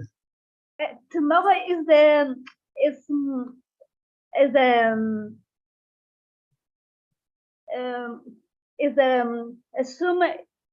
summer is fifth or is the order? Sorry. For tomorrow is fifth. Yeah, tomorrow we are continuing the second part of conference and it will be at 11 o'clock morning. Okay. All right. No. Everyone ready? 3, 2, 1. I will take another also. Just bear with me. First of all, let me just paste this one.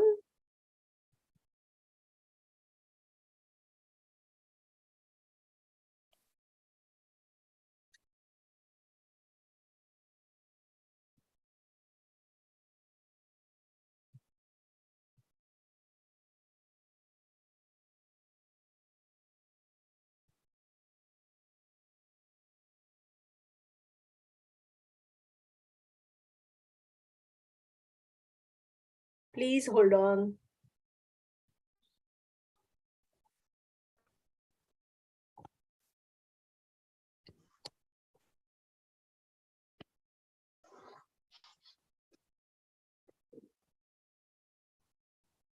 Okay, I will take another one, please. Okay. 3, 2, and 1. All right. Thanks, everyone. Bye-bye. Bye. Bye. Bye. Tomorrow. Bye. Bye-bye. Bye, everybody. Bye, everyone. Bye-bye, Merry everybody. Christmas and happy holidays.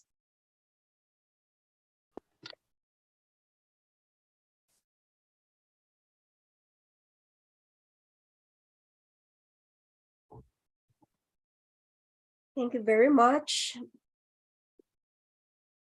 Thank you.